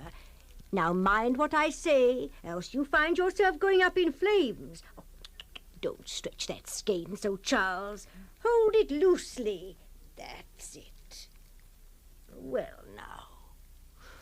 Well, I suppose it was a matter of 3 years that Mr. Davis and this young man went on living together. And then, all of a sudden, a dreadful thing happened. I don't know if I ought to tell you what it was. Oh, yes, Granny. Oh, please, Granny, do, please. Well, then, you must promise not to get frightened and go screaming out into the middle of the night. Oh, no, we won't. No, we won't. Of course we will. One morning, very early, towards the turn of the year, I think it was in September, one of the woodmen had gone up to his work near the hillside just as it was getting light. And what he saw nearly drove the poor man out of his wits. He dropped everything he was carrying and ran as hard as ever he could straight down to the parsonage and woke up old Mr. White. Parson White. Parson White. What is it, man? Oh. Quiet, glory be. What's the matter with you? Oh, Parson, sir, come with me quickly. It's horrible. It's horrible. But you must come with me to see what's been done. What's been done. Calm, will you quiet down and tell me what it is, man? What have you seen? In the little woods near the hill there. Yes. So I was going up to my work, and I saw it in a clearing. A white thing, what looked like, through the mist. A white like a man. Like a man, sir. And when I came near, I saw it was a man. Mr. Davies, young man, sir. What? Oh, he was dressed in a sort of white gown, sir. Yes, he was, and he was hanging by his neck to the limb of the biggest oak. Quite dead, sir. Glory be. But the real horrible thing, sir, was his hands. Oh, I don't think there were any hands. What? No, I couldn't rightly see for the blood, sir. Oh, the blood. May the Lord bless us and save us. What a sight to behold! A demon's work, if ever I saw, and himself before us. His left hand chopped clean off. Oh, if clean we can call it. Maybe cleansed would be the word for it. Cleansed. But for the right. Blood. There, Parson. There, just below. I hadn't seen before. Look, sir. What? Oh. The hatchet. The hatchet on the ground here. Stuck with blood and bits of flesh. Horrible. Some flies on it already. Oh, don't touch it. Don't touch it. Do you think, sir, that this is a murder? It's an abomination. An abomination, but I think it's his own act. I think so. You see here, the rock over here. He could have jumped from it and... Yes, it must have been. You can see the saints, the blood, the hand. Aye, sir, 'tis the hand where he chopped it off. And there it lies. Oh, a sight, sir. Such a thing. Oh, and do you see, sir? Do you see it is grasping something? So it is. What with all the blood can you make it out? Oh. It seems flesh. It seems part of a living body. Oh, sir, what do you think? God's mercy. I think it's no living body whose part this be. This is Mr. Davis's man, you say, on the tree. Ah, yes. I think we'd best find what we can of Mr. Davis himself. Oh, yes, sir. We'd better hurry, I Come think. now. Come on, sir. The cottage is down there. on the hill, you see, glory, in the glory field over there.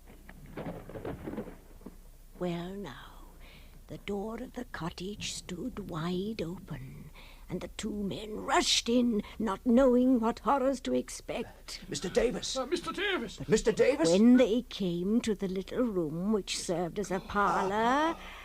Oh, bless us and save us. What they Look, saw. Oh, they would not forget the sight for the rest of their lives. What did they see? Well, there in the center of the room Work of the devil's own devil was a table that had been set up as a kind of altar or place of torture, and stretched across, his feet in clamps attached to the foot, and his wrists held at the corners above his head, spread out, naked, facing upwards, lay Mr. Davis, his body almost in shreds from a whip which lay beside him, a tangle of blood and flesh. But the worst of it, oh, the worst of it, the work of the axe. Just below the breastbone, the body had been sliced as far down and torn open, and inside the axe had hacked and slashed away. A part of the spine stuck up, but nothing else was recognizable except the blood. Oh, the blood everywhere. And the strangest thing of all... Do you see the face, Woodman? Aye, sir. The most horrible part. Not a mark on it. The eyes staring up. With the mouth open into a terrible grin. Oh! Did you see that twitch? Yes. The man can't still be alive and breathing. And trying to speak, it seemed. Both men leaned close to hear, and swore later what they heard, though no one could make sense of it.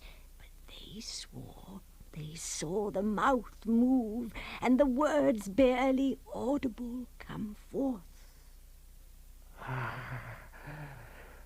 Again. More.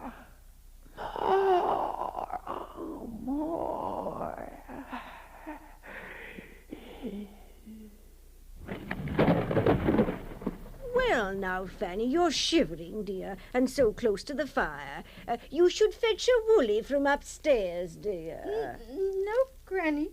I'm not cold. Well, here, you put Granny's shawl round you anyway.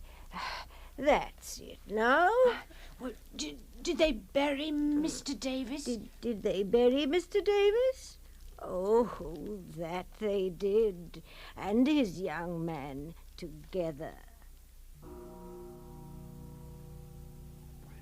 That very night, but not in hallowed ground, as Parson White would have none of that, but up on the hill. And it was no proper burial either. Some of the men just dug a hole large enough and gathered rocks. Oh, only those few men needed for the task were there. They heard the bell. It's not coming from the church, parson. No, we can all hear. It's coming from inside the hill. For the coming of them of their own. Aye, parson. And when we dug the grave, we could swear, but for the darkness and only the candles lighting, we struck things that screamed and pulled themselves deeper into the earth. We've no place here. This isn't the Lord's ground. Quickly now, throw the bodies in. Cover them with rocks and some earth. And be away now, come on.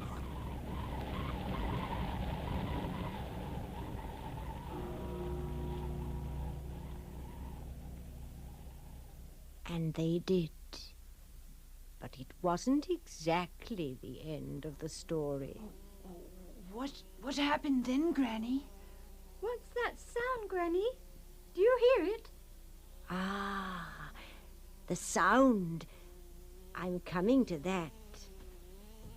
Well, next morning, some of the town folks passing by saw those strange black patches on the road leading up the hill like a trail.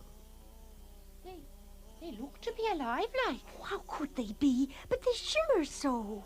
And when they went closer... Oh, God preserve us! Flies! Thousands of huge flies! And look what they've been feeding on. Patches of blood from those bodies that were rolled out last night. Where did they come from? Well, there's never been so many flies about. Oh, look! Lifting up all along. Oh, the sky is black with them. Oh, there's a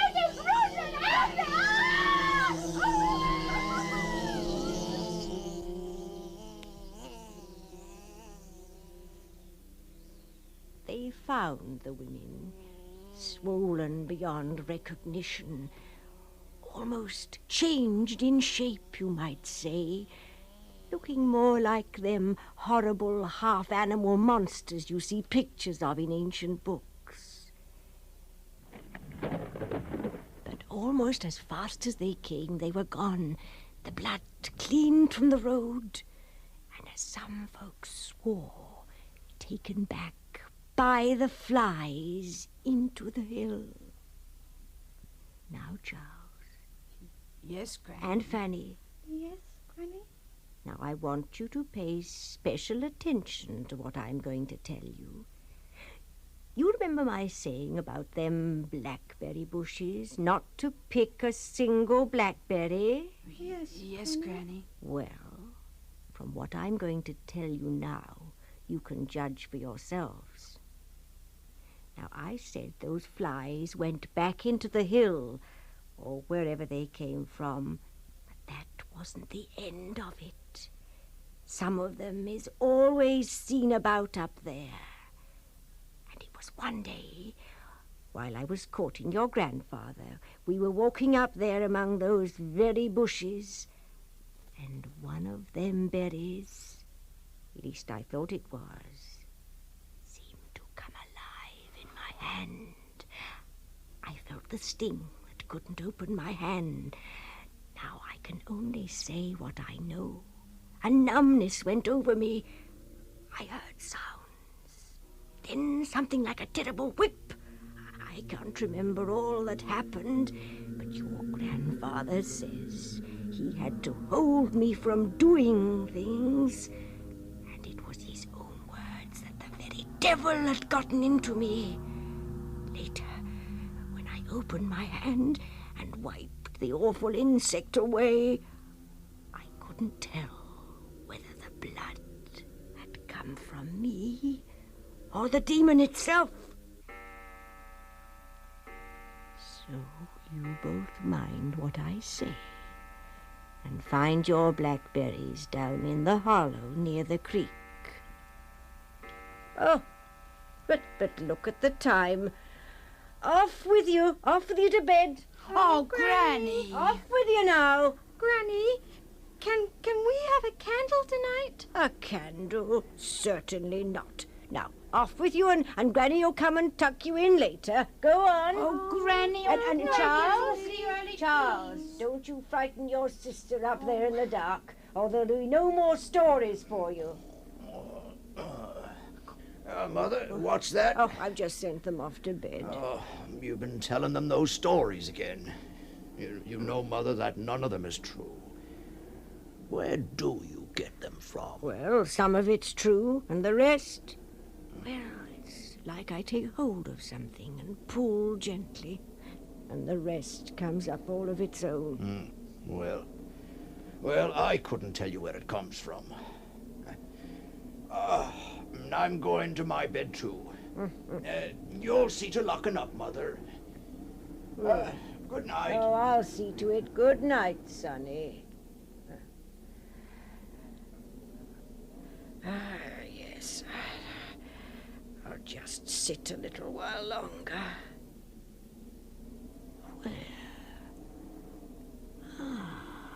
Where do they come from? Where?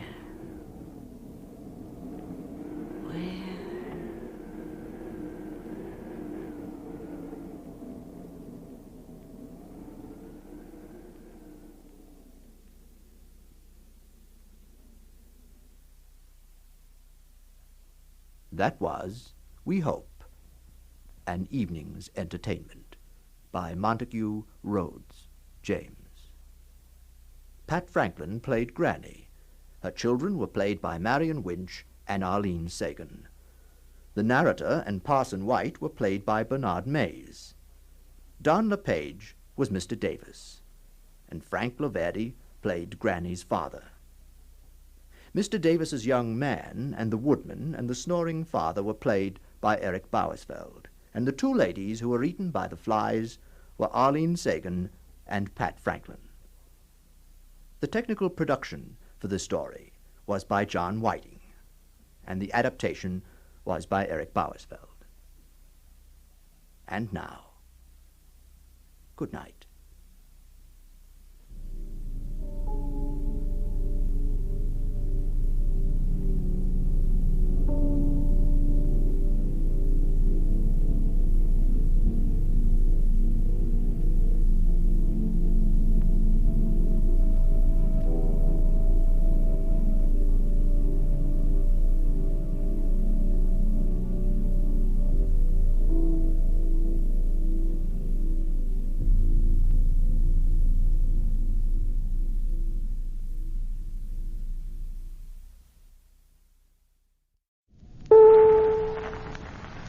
Tired of the everyday routine?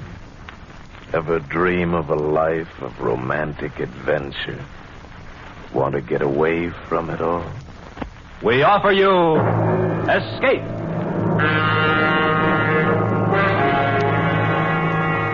Escape, designed to free you from the four walls of today for a half hour of high adventure.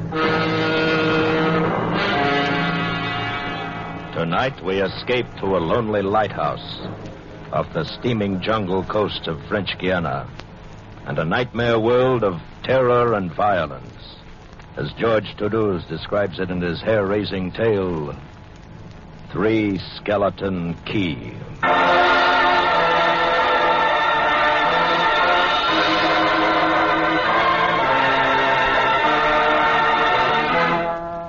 Picture this place. A gray, tapering cylinder, welded by iron rods and concrete to the key itself. A bare, black rock, 150 feet long, maybe 40 wide. That's at low tide. At high tide, just the light, rising 110 feet straight up out of the ocean. And all about it, the churning water. Gray-green, scum-dappled, warm as soup, and swarming with gigantic bat-like devilfish, great violet schools of Portuguese man-o'-war, and, yes, sharks, the big ones, the 15-footers. And as if this wasn't enough, there was a hot, dank, rotten-smelling wind that came at us day and night off the jungle swamps of the mainland. A wind that smelled like death. Set in the base of the light was a watertight bronze door. And in you went, and up. Yes, up, and round, past the tanks of oil and the coils of rope, cases of wicks, racks of lanterns, sacks of spuds, and cartons and cans, and up and up and up, round and round. Over the light storeroom was the food storeroom, and over the food storeroom was the bunk room where the three of us slept, and over the bunk room was the living and cooking room, and over the living and cooking room was the light.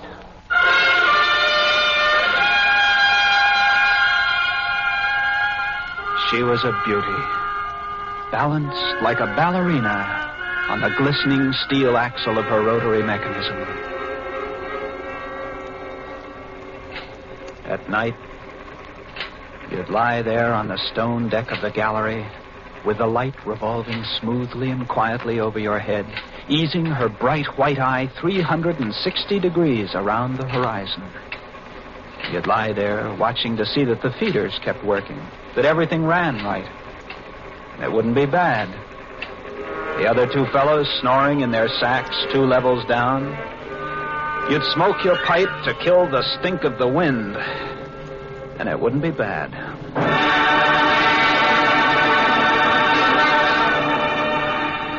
About those other two, Louis and Auguste, what a pair.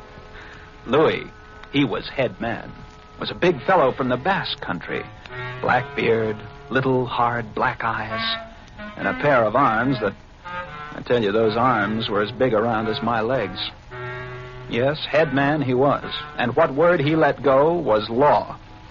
Silent fellow, and although I spent my first 2 weeks trying to strike up a real conversation, the most I could ever get out of him was... I took up this profession because I don't like people. They talk too much. It's quiet work, light tending. Let's keep it that way. You're getting to be as bad as August. I thought maybe for once they'd send me somebody That who was would Louis. keep his mouth. And when he accused me of becoming like Auguste, I quieted down, because Auguste was the talkingest man I've ever met. The talkingest and the ugliest. He was hunchbacked, stood 4 feet high, had red hair and big blue eyes.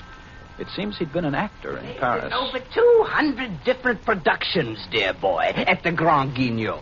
Oh, but it was monstrous, horrible. The way we used to scare the audience, I was hated. Yes, they used to throw things and hiss and bare their teeth at me. Finally, it got too bad. I couldn't stand it any longer. I gave up the theater. My nerves, you understand, yes, gave it up completely. I really did. I couldn't. It all started one morning at 2:30. I was on watch, lying on the cool stone deck, pulling on my pipe, staring out at the blackness, the phosphorescent combers and the big yellow stars, when, out of the corner of my eye, I noticed something show up for a second, something the light had touched, far off. I waited for her to come around again, and when she did, there it was. A 3-master, a big one, about a half-mile off, and coming down out of the north-northwest, coming straight for us. You must understand, our light was where it was for a very good reason. Dangerous submerged reefs surrounded us, and ships kept clear. But this one, this sailing vessel, was coming straight on. I went over to the gallery door and yelled down. Louis! Louis! What is it? Ship! Headed for the reefs! I had the glasses out now. I couldn't read her name, but I could see her quite plainly. All sails set, the foam creaming away under her bow, her beautiful lines. A Dutch ship, I guessed her. Why didn't she turn? Every time it passed, our light hit her with the glare of day. Ship? Where? North-northwest. The light will touch her in a moment. Oh, can't she see us? Look at her. She just keeps coming on. The square heads. What is it? What is it? Watch. North-northwest. I know what it is. What? The Dutchman, the Flying Dutchman. We did a play about her. What a performance. You ghastly galleon, hag-ridden, curse-driven, must-on... shut up, will you?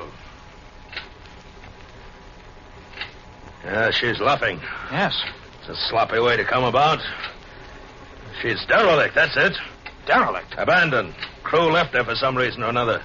But instead of sinking, she's gone on, running before every wind. She'll not run long. Not with these reefs to break her up. A beautiful ship. Now, why would men leave a beautiful ship like that? She didn't ram us, although we all expected it. But as we waited for the crash, she luffed again, caught some odd gust, and went about. We watched her the rest of those black hours, heeling and rocking, pushed and pulled by every stray wind, every freak current. Watched her until the dawn came, till the sea turned from black to pearly gray. And on she came again, heading for us. We all had our glasses trained on her now. August, you can kill the lights. Right, Chief. She doesn't look so good by daylight. Think she'll ground this time? I say, do you think she'll ground this time? This is impossible. Absolutely impossible. What? Here, take my glasses. They're better than yours. All right. What is it, you're...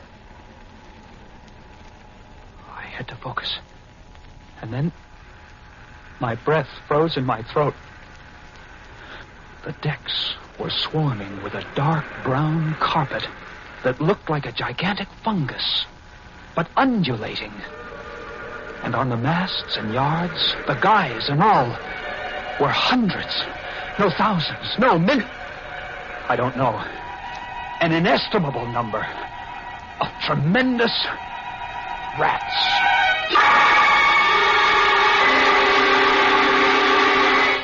See them? Yes, I see them. Now we know why she's derelict. Yes, now we know. What are you two doing? Here, give me a look. Yes, give him the glasses. Take a good look, chatterbox. Give you something to talk about. She's still heading for us. Yes. If she's going to turn, she'd better turn soon. Suppose she doesn't. You mean suppose she piles up on the quay? It's low tide. Yes. Yes, it is. Well, where's all the conversation, August? Huh? Here, you want the glasses again? You want another look? No. She's still coming on. Go away! Go away! Turn, will you? Turn, I say! I pray you turn.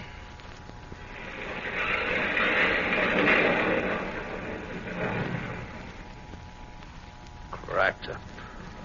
The rats! Look, on the water, like a carpet. They're swimming. Sure, they're swimming. Those are ship's rats. But they're swimming for the rocks. The door below, it's open. Well, come on! And down we went, racing down the stone stairs, taking them 3 and 4 at a time. Scared? You bet we were scared. August, you get the windows. Maybe they can climb. We don't know. Right, Chief. But hurry! Look. You see them? No. Oh, yes, I do. Up at the other end of the rock. Look at them. Millions. Yeah, they smell us. Here they come. Oh, close the door. I can't. It's stuck. Here, let me. Oh, Yeah. Made it. Holy, that was close. One got in. Look, there. Well, get him. Watch it. Catch him. What a brute. He was as big as a tomcat, bigger. And his eyes were wild and red, his teeth long and sharp and yellow. He went for us, starving, ravenous. And we fought him, fought that one rat all over the room. It was, oh, believe me, I don't exaggerate. It was like fighting a panther. I got it. We'd better get aloft. As we ran up the winding staircase, we passed the tiny windows of the various levels, and at every one was a thick, wriggling, screaming curtain of brown fur. I was ahead of Louis, and I dreaded each successive level. Suppose they had found a way in. Look at them! Oh, will you look at them? It's a nightmare. Will you look at them? The air of the gallery was thick and fetid with the stink of them. The light was dim, brown, filtered through the crawling mass that swarmed over the glass, all about us. We couldn't see the sky. Nothing. Nothing but them. Their red eyes, their claws, their wriggling, hairy snouts, and their teeth. The rats. They screamed and howled and threw themselves against the glass. They were starving. And we 3, we stood very quietly. Oh, very, very quietly. In the center of the glass room. Under our beautiful light. And we waited. What can we do? What can we do, Chief? Take it easy. Take it easy. I can't. I just can't. Won't do any good to... It won't do any good to stand here and shake. That's right. Go away. Go away, do you hear me? Go away this instant. They won't go away. Not until... Finish it, Chief. Not until... What? Not until they've been fed.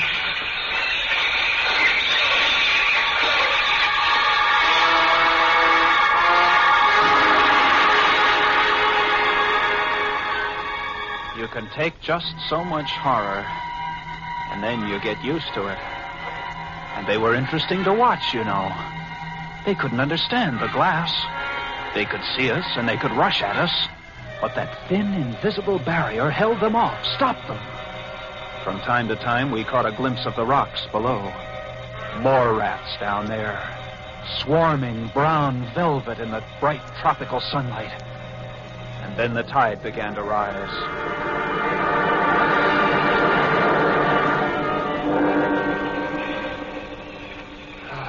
If only it had drowned some of them. Ship's rats don't drown. No, sir. You can't drown one of them.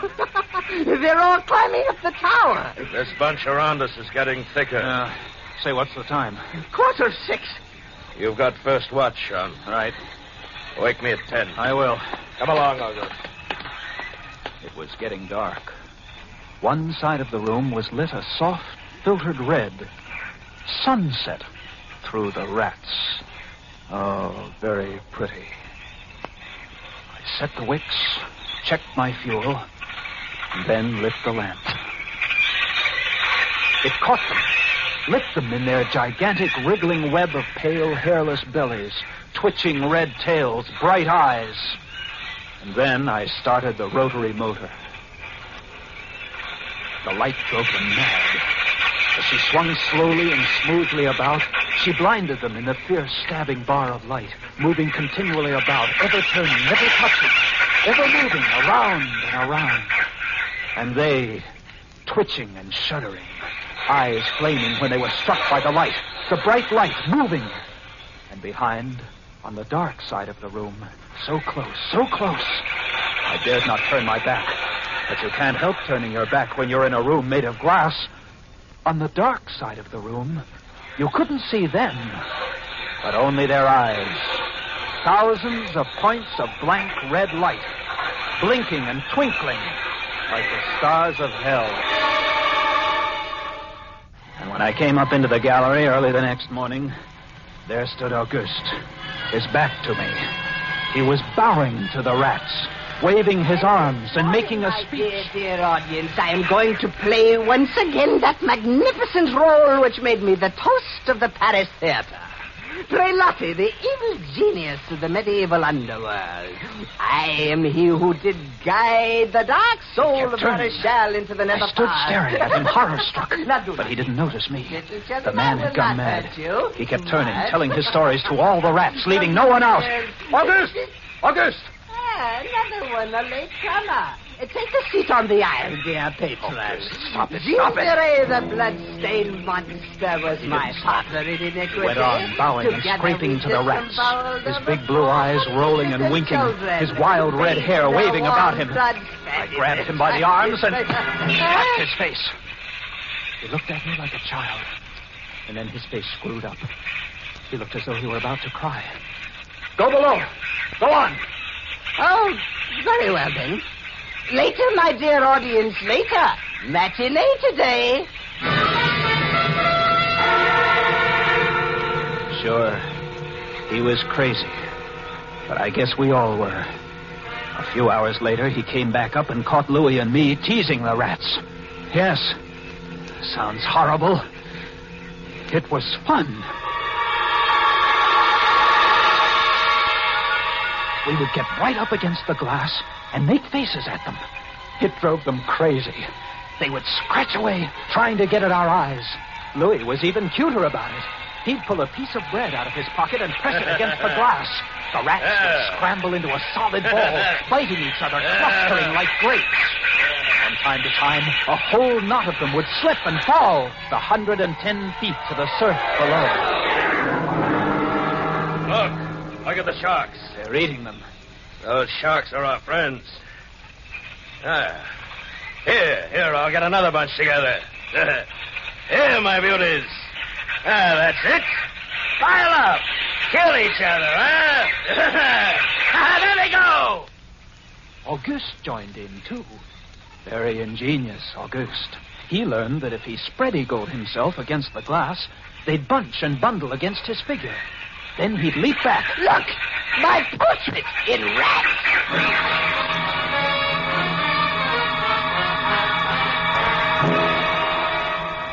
It went on all day. And then I was lying in bed. It was about midnight.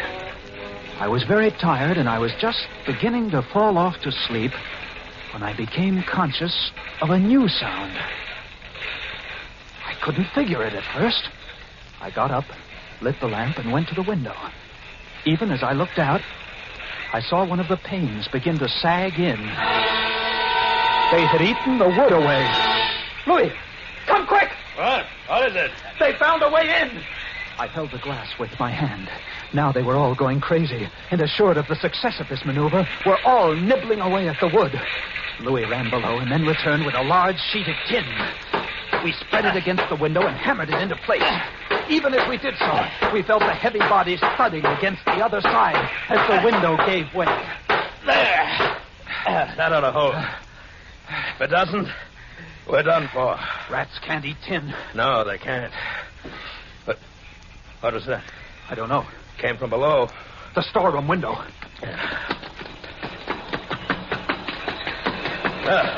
They're in. They're swarming up the stairs. Drop the trap. Right. Yeah. What? Two of them got in. Let's go after them. We didn't have to go after them. They came at us. I leaped to one side and grabbed a marlin spike, swung, and smashed one in midair.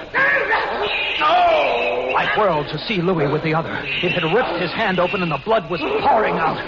He held his hand aloft and kicked at the snarling rat. I stepped and swung and got him. Oh, my hand! He got my hand! That's both of them, Louis. I'll get you something to tie that up. Blood! Look at it, my blood, I'm bleeding. Don't worry about it, Louis. Here. I'll wind this kerchief around it. It'll be okay. Blood. There, that's not bad. Just the flesh. And then I became conscious of a new sound. They were gnawing their way through the wooden trapdoor. I watched the wood, fascinated. And even as I did, it began to give way. And a bristling, whiskery nose showed through. Louis, we've got to go up!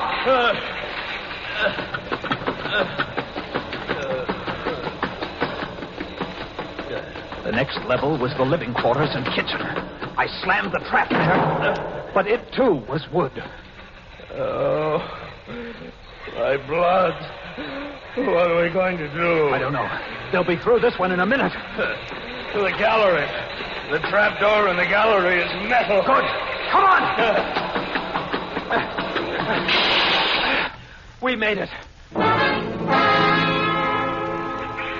We lay across the trapdoor, exhausted, while below us the rats took over the entire tower. I could hear them howling and fighting over our food supply, our water, our leather. And all about us, the others screamed and glared in at us, swayed in a tangled mass, hypnotized by the ever-turning light. By morning, the air in the little room was horrible. Until now, we'd been getting air from the tower below. Now that was sealed off, and so was all our food and water. We lay exhausted, panting, waiting, and the hours crawled on. I was almost dozing from fatigue when I saw a sight that brought me to fast. Would you like to come in, my beauties? Would you? I hold the powers of life and death, and I can let you in, you know. Auguste was standing by the glass, and in one hand he held a big wrench. He was tapping the glass gently, not quite hard enough to break it. I eased myself to my feet and slowly, very slowly, tiptoed toward him. All I had to do is tap just a little harder and... I found a coil of wire in the toolkit, and I trussed him up, fastened him to a stanchion in the center of the room. Louis was of no help. He lay on his side, looking at his bloody hand, weak and sick as a baby. So there I was, a lunatic and a coward for company. And all about, watching our little drama, the rats.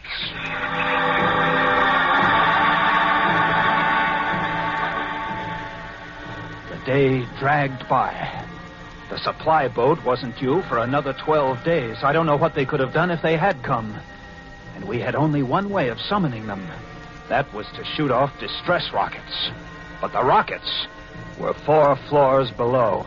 And even if they'd been right there in the gallery, I couldn't have opened a window to fire them.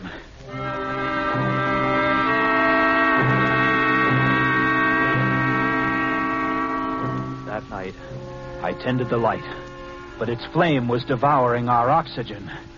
The following day, we lay thirst-tormented, starving, waiting. And the following night, I again tended the light. But the small supply of spare wicking we kept in the gallery had become exhausted. And quite suddenly, at about midnight, the light went out. There was nothing I could do. Wicks were stored 3 levels below. Nothing I could do. Nothing. From time to time, I'd strike a match to see the clock. And when I did, it lit up the million red eyes about us. All about. Watching.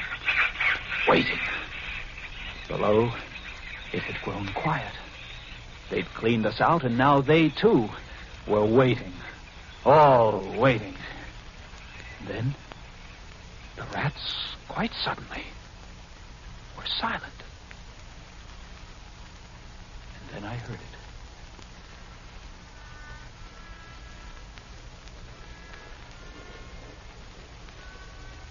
And then I saw the sky and the stars.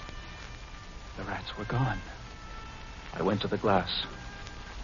Out there on the water, a small freighter, a banana boat, showing a few lights, came softly and innocently towards us. Our light was out. They didn't know.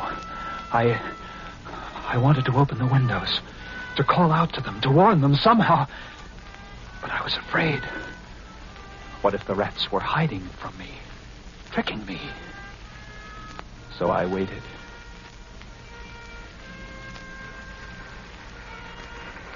She grounded very softly on a reef not 200 yards from the quay. Grounded so gently that the man playing the cornet, was he a passenger, crewman, off watch, didn't even stop playing. They tried washing her back off. I could have told them to save their fuel. The tide was rising, would have floated her free. And I waited.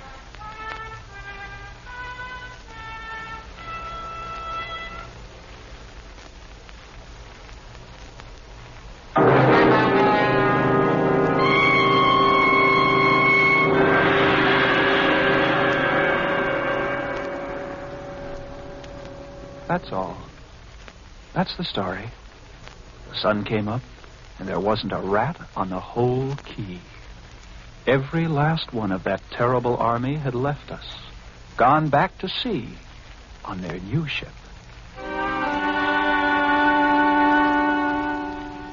Auguste, insane asylum. He never recovered.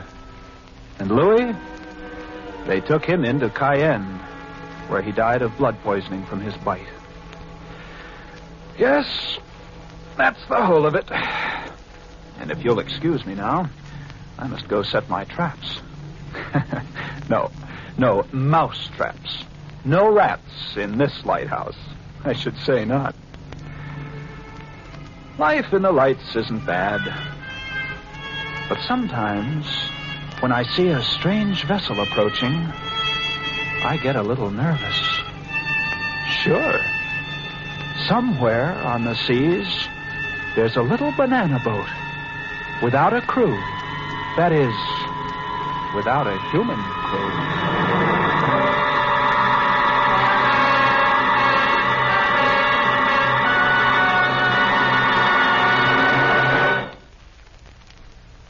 Escape is produced and directed by William N. Robeson. Tonight we have presented Three Skeleton Key by George Toulouse, adapted for radio by James Poe. Featured in the cast were Elliott Reed as Jean, Bill Conrad as Louis, and Harry Bartell as Auguste. Special music was arranged and conducted by Del Castillo. Next week. You are standing on the deck of a ship headed on an illegal mission to Central America. Before you, holding a gun in your stomach, is a desperate man who has just given you the choice between being killed or becoming a murderer yourself.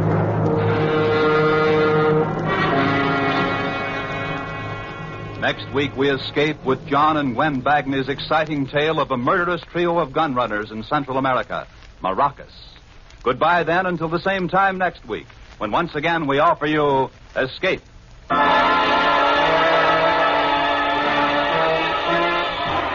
Stay tuned now for Life with Luigi, which follows over most of these CBS stations. This is CBS, the Columbia Broadcasting System.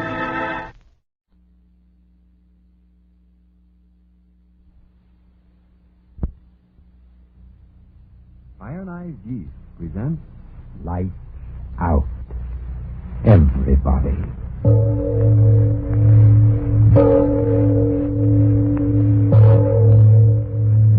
It is later than you think. Lights Out brings you stories of the supernatural and the supernormal, dramatizing the fantasies and the mysteries of the unknown. We tell you this frankly, so if you wish to avoid the excitement and tension of these imaginative plays, we urge you, calmly but sincerely, to turn off your radio now. My name, Arch Overland. Tonight, another in our series of tales of the weird and the unusual. I plead with all mothers-in-law who listen to tonight's story not to send me poison pen letters. Fact of the matter is, I like mothers-in-law. I'm really not responsible for what happens in the twisted brains of my characters, am I? But first, before we start, Frank Martin has a word for you. And now, lights out. Everybody.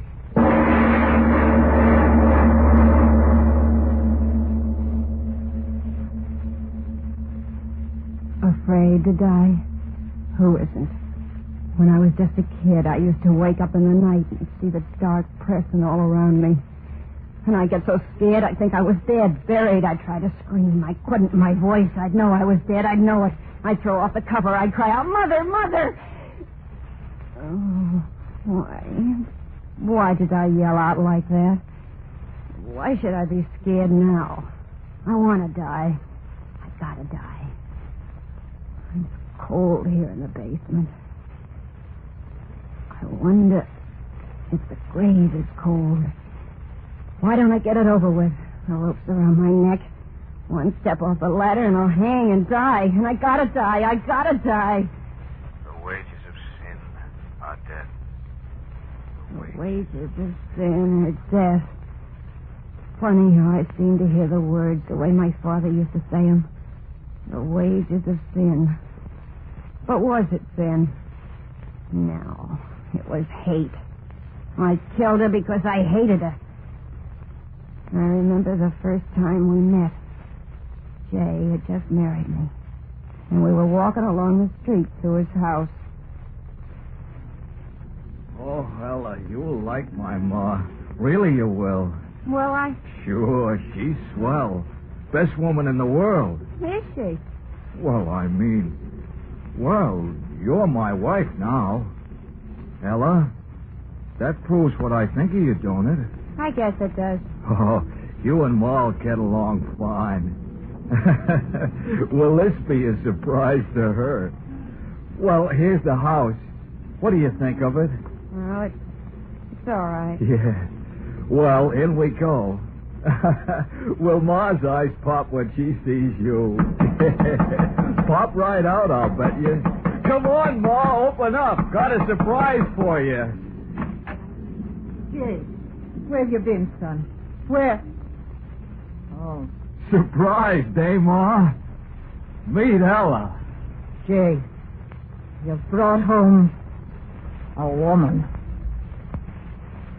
When she said it that way, right from that minute I knew I hated her. And that's the way it was from then on. I wasn't Jay's wife to her, but a woman. Stranger in her house. And it was her house and everything in it. Nothing Jay's, everything hers. Ma, can I use your car to take Ella riding? Ma, mind if Ella plants some roses in your garden? Ma, is it all right if Ella uses... That's the way it was. Hers, everything hers. All I had was Jay, and he wasn't much. You can't blame me, you hear me? You can't blame me for not standing it. All my life I'd had nothing, and at last I was married, and I still had nothing. Her house, her car, her money, her son. I couldn't stand it, I tell you. So I killed her. The wages of sin are death. Why do I keep hearing Pa's words in my head? I'm going to kill myself. I'm going to do it. It's just that I want to sit here on top of a ladder and think and talk about everything for a little while. It's the last chance I'll get. Oh, like I said, I killed her. Well, not right away. I stood it for weeks and months. But all the time inside of me, something was talking. Kill her. Everything will be yours. Kill First her. soft like, Everything will be yours. and then louder and louder until my head was filled with it. Everything will be yours. Louder and louder until I couldn't stand it no more. Everything will be yours. Louder and louder until I said, yes, I'll do it. Yes. Yes. Everything would be mine then. Everything. I always wanted it that way. It had to be that way. Here in this basement, that's where it happened. Jay went to work. I came down here. Oh, it wasn't very hard to do what I had to do. I remember every minute of it so well. Every minute. I called her, and she came down into the basement. You called me, Ella? Yes, I called you. What's the matter? Somebody took the lid off the sewer down here. Land sakes alive. Now, who could have done that? Heavy iron cover like that. Jay wouldn't have done it. Is it deep down there? Of course it's deep. Ain't a sewer anyway. Covers an old well this building was built over. Oh. What are you owing about? Heard my son Jay tell you the same thing weeks ago. Yes, he did tell me. Funny, I forgot. Oh, look. What? Down in the well. Look. I don't see nothing. What? Oh, it's your well, isn't it, Mama? Your well. Everything is yours, so stay in it. Stay in it, Mama. Stay in it. Your well, Mama, but everything else is mine now. Everything mine, mine. And that's the way it was. Easy. Too easy. Jay came home. He said... Say, Ella, where's Ma? I don't know. She wasn't here when I got back from the store. Must have gone out. Oh. Well, she'll be back. Leave it to Ma. But she didn't come back. How could she? Jay went to the police. They came around. They asked questions. They went away. And nothing happened. It was as easy as that. Wages of sin are death. Wages of sin are death. Oh, why do I keep hearing that in my head? Why? I'm going to die. Rope around my neck. Just a little bit longer talking, just a little.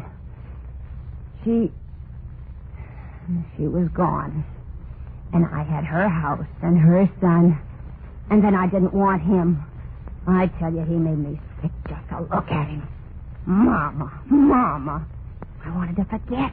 And then, one day, I got an idea. There was more room under that iron lid in the basement, wasn't there? That was it? Yes, that was it. Got free of her, now I get free of him. Sell the house, quick, get away, far away. Yeah, that was it, a free woman. With my looks and all that money, oh, would I have a time. I planned everything. Told the neighbors Jade was going on a trip. I said Jade wrote me to sell the place and join him out of town. I tell you, it was perfect. He came home that night. The night I was going to let him join his mama. Anybody home? I'm always home. Oh, you said that just like Mama used to. Did I? Say, that reminds me. I got a new detective agency working on the case. They think that maybe she lost her memory somehow. You know, like you read about. All right. What, Ella? Sit down and eat your supper. You want it to get cold? Oh, don't see why you don't want to talk about finding Mama. After all... Sit down and eat your supper. You'll find your Mama. You think so, Ella? Sure. Oh, say, that's good hearing you say that. Finding my Ma, that's something I'd sure like to... He sat down to eat. I'd made him a good supper. Why not? His last supper. And then it happened. We were sitting there eating when there was a knocking at the door. No. Who can that be? How should I know? Get up and answer it. Yeah. Peddler, I'll bet you. Nobody here. Then shut the door and come on back and finish your supper. That's funny. I heard knocking plain, didn't you? Yeah, kid's playing jokes. Go on, eat. I want you to help me fix something in the basement. Fix what? You'll see. Finish your eating first. Okay. Those crazy kids. What? Nah, sit where you are. I'll go and... Ella, wait. Wait for what? Listen. That knocking. How funny it sounds. Those kids. But it's from the basement door. No. Well, I better go see. No. Jay, don't open that door. Don't, I tell you. Don't see why not. Somebody knocking, I gotta see her. Jay, leave the door closed. What's the matter with you? Gotta open it, gotta see. No, Jay. No. Oh, no. Mama. Mama.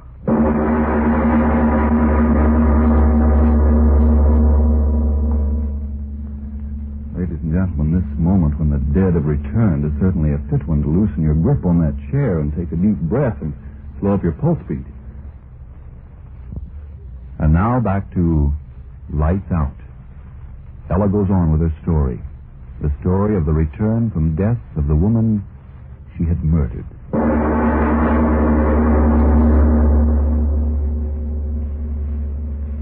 Yeah. It was her, all right. There she was. Eyes glittering. Dirty gray old hair plastered wet around her face. Standing there. I could see her with my own eyes. And yet she was dead, I tell you, dead. Jay didn't know that, no. He took that dead thing by the arm, and he led her into the room. And he sat her down in a chair. Oh, Mama. You did come back. I knew you would. We both knew it, didn't we, Ella? Now tell us, Mama, where you been. Why'd you go? Yeah, why come back this funny way? The back way up the basement steps. Why, Mama? Mama, you're sick. Oh, Ella, look, she's dripping wet. Ella, quick, take her upstairs and put her to bed. Yeah, and maybe you'd better sleep with her tonight. Keep her warm. Ella? Why are you looking so funny? Ella! Ma! Ella fainted. Why did she faint? Why? Sure, I fainted. Me sleep with that. Me keep that warm. Oh, no. I didn't wake up until next morning. Jay was leaving for work. He told me she was sleeping in her room to take good care of her when she woke up. When he went away, happy his mama was back. When he was gone, I sat down there in the kitchen and waited. It got on to 5. Soon he'd be coming home. I had to know. I tell you, I had to. I went upstairs to her room. I opened the door. Nobody there. I tell you, nobody there. The bed not even slept in. She'd never been there, never. I dreamed it. Jay dreamed it. She wasn't there. She hadn't come back. But I had to be sure. I went down in the basement. I pried up that old iron lid. There was the open well. I lit a lantern and held it in the black hole. I looked in. She was there, floating in the water like a big fat... Oh, but she was still there. Well, that's all that mattered. I piled things over the lid to hold it down, and old trunk boxes, heavy things. That's what I did. They came home after a while. He said, "How's Mama?"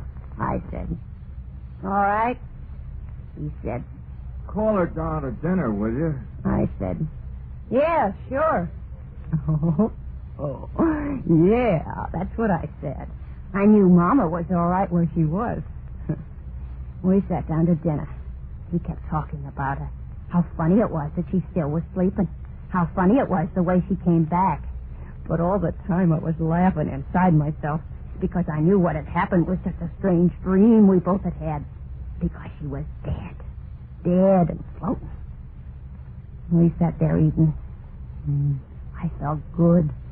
Her bad dream ended. So this night Jay would join his mama. Swimming. Yeah. And then, just like the night before, it happened. Say, now who in the world's that? And it's the basement door again. Now what in the... Mama! You! Yeah, I screamed. What good was that? There she was again. The water dripping down off her face and clothes and puddling on the floor. And this time I knew it was no dream. She came into the room. She sat down on a chair. Jay talking all the time. He didn't see the way I saw that her face was... started to thunder. And Jay said... Oh, Mama, you should never have sneaked out on a night like this. Not to bed with you. In the morning, I'll call the doctor. Ella, you take Mom upstairs to bed. And this time, be sure you sleep with her. You know how scared she is of thunder. Go on now. She's soaked to the skin. I just sat there. I tell you, I couldn't move. Thinking of going upstairs with her, being in the same room with her, it froze me to my chair. And Jay said, No, come to think of it, I'll go fetch the doctor right now. Can't take any more chances. Ella, you take Mama right upstairs and put her to bed. Lie down with her. Keep her warm till I get back with Doc Williams. And he was gone. Gone after the doctor. I sat there, the flesh on me crawling. The doctor'd come, and he'd see that she was dead a long time. He'd be sure to see it the way I saw it, dead, and the water had... How long we sat there looking at each other, I don't know. And then her lips moved, and it was like a cold wind. And I said to put me to bed. That's what she said. My son said to put me to bed. And then I understood the whole thing. She'd come back from the dead to keep me from killing him. And she wanted me along upstairs to... No, I wouldn't do it. I sat there without moving. Her lips moved again. He said to keep me warm. Come upstairs, Ella, to keep me warm. Me keeping that dead thing warm. Her wet, cold, dripping skin against... No, I wouldn't do it. She thought she'd make me crazy that way. Hold me in her bony arms until the sense in me ran out, the way the well water was running out of her. Make me crazy. Something to be locked away like they locked my own mother away. Crazy, crazy. Oh, no, that wouldn't happen to me. She wouldn't make me crazy, not me. I got to my feet. I turned quick before she could stop me. The basement door. I locked it behind me. I ran down the basement steps. Oh, I knew how to cheat her. The sure way, the only way. Oh, that's why I'm down here now. The rope around my neck. The other end tied to the crossbeam. I'll jump off this ladder. The rope will stretch. I'll be dead. Dead. And she'll never get me crazy. Still thundering. If I make noise as I choke, nobody will hear me. And I'll die. And I'll never see her again. Why don't I do it now? There ain't much time. Jay and the doctor will be coming back. I gotta be dead then. Good and dead, or they'll find out the truth about her. Why don't I do it now? Why don't I do it? Because I'm afraid. Afraid of dying. That's why I've been talking here in the dark, because I'm afraid. Oh, it'll be so dark. Empty. Things will go on in the world, and I'll have nothing but the dark. Why should I die? Yeah, why should I? If I left this house, she wouldn't follow me, would she? That's all she wants, the house, her Jay. Well, she can have him. I'll go right away. Far away. They'll never find me, never. Oh, the rope. It's so tight around my neck. Oh, I gotta get it off. I gotta hurry and get away before Jay and the duck. I can't get the rope off. Who's there? Who's coming down the steps? Is that you, Jay? Oh, you followed me down. How could you? I locked the door. Oh, but then I put that iron lid over you, too, didn't I? And it didn't do much good. Oh, listen, I'll go away. You hear me? I'll go away. This'll be your house and everything in it. Hear me? All yours again. And Jay, I'll leave him, too. I won't take anything with me. I'll just go right away.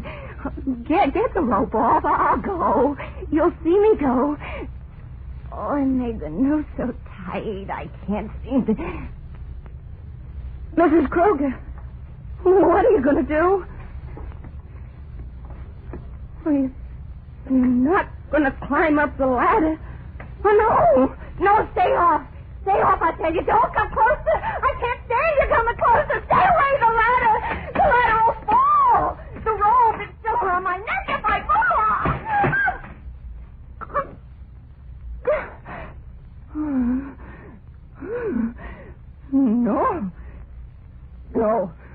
No, you won't make me die.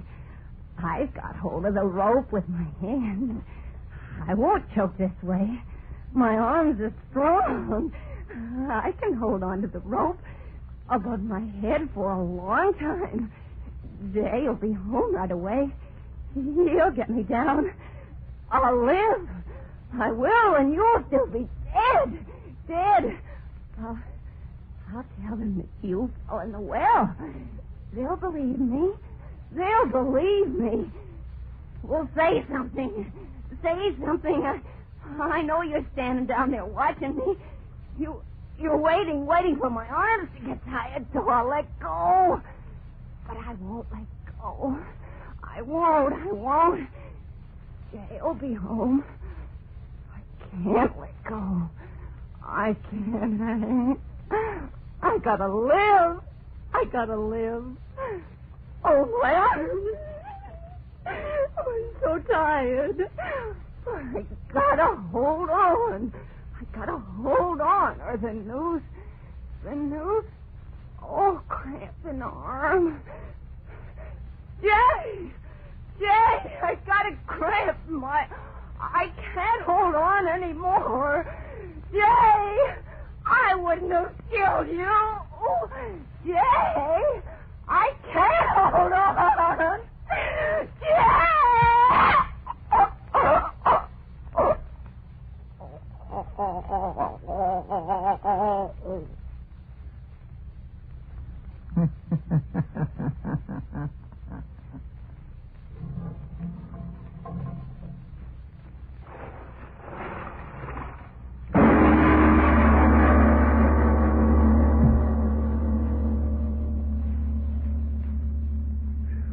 Mr. Obler, last week and again this.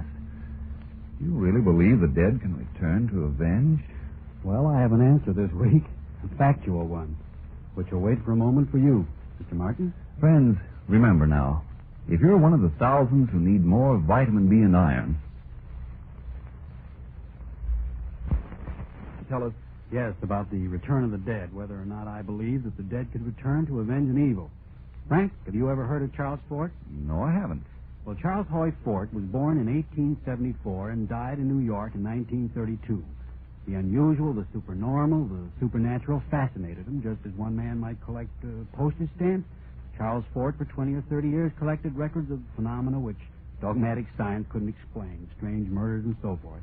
I suggest that, therefore, that any of you who think that this is the only possible world spend a very pleasant weekend reading these records in Mr. Fort's work, The Book of the Damned.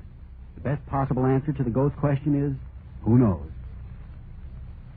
And now what about next week, Mr. Obler? Well, next week a story of suspense, which is, I believe, quite different from anything you've ever heard before. Have you ever watched a shooting star streak across the sky and suddenly have a feeling of almost terror, but, well, all that's next week. Lights Out will come to you again next Tuesday at the same time. Be sure to listen to Arch Obler's weird story of the thing out of interstellar space. And if you need more vitamin B and iron, be sure to try ironized yeast, the one and only ironized yeast, with the big letters IY on the package and on each tablet.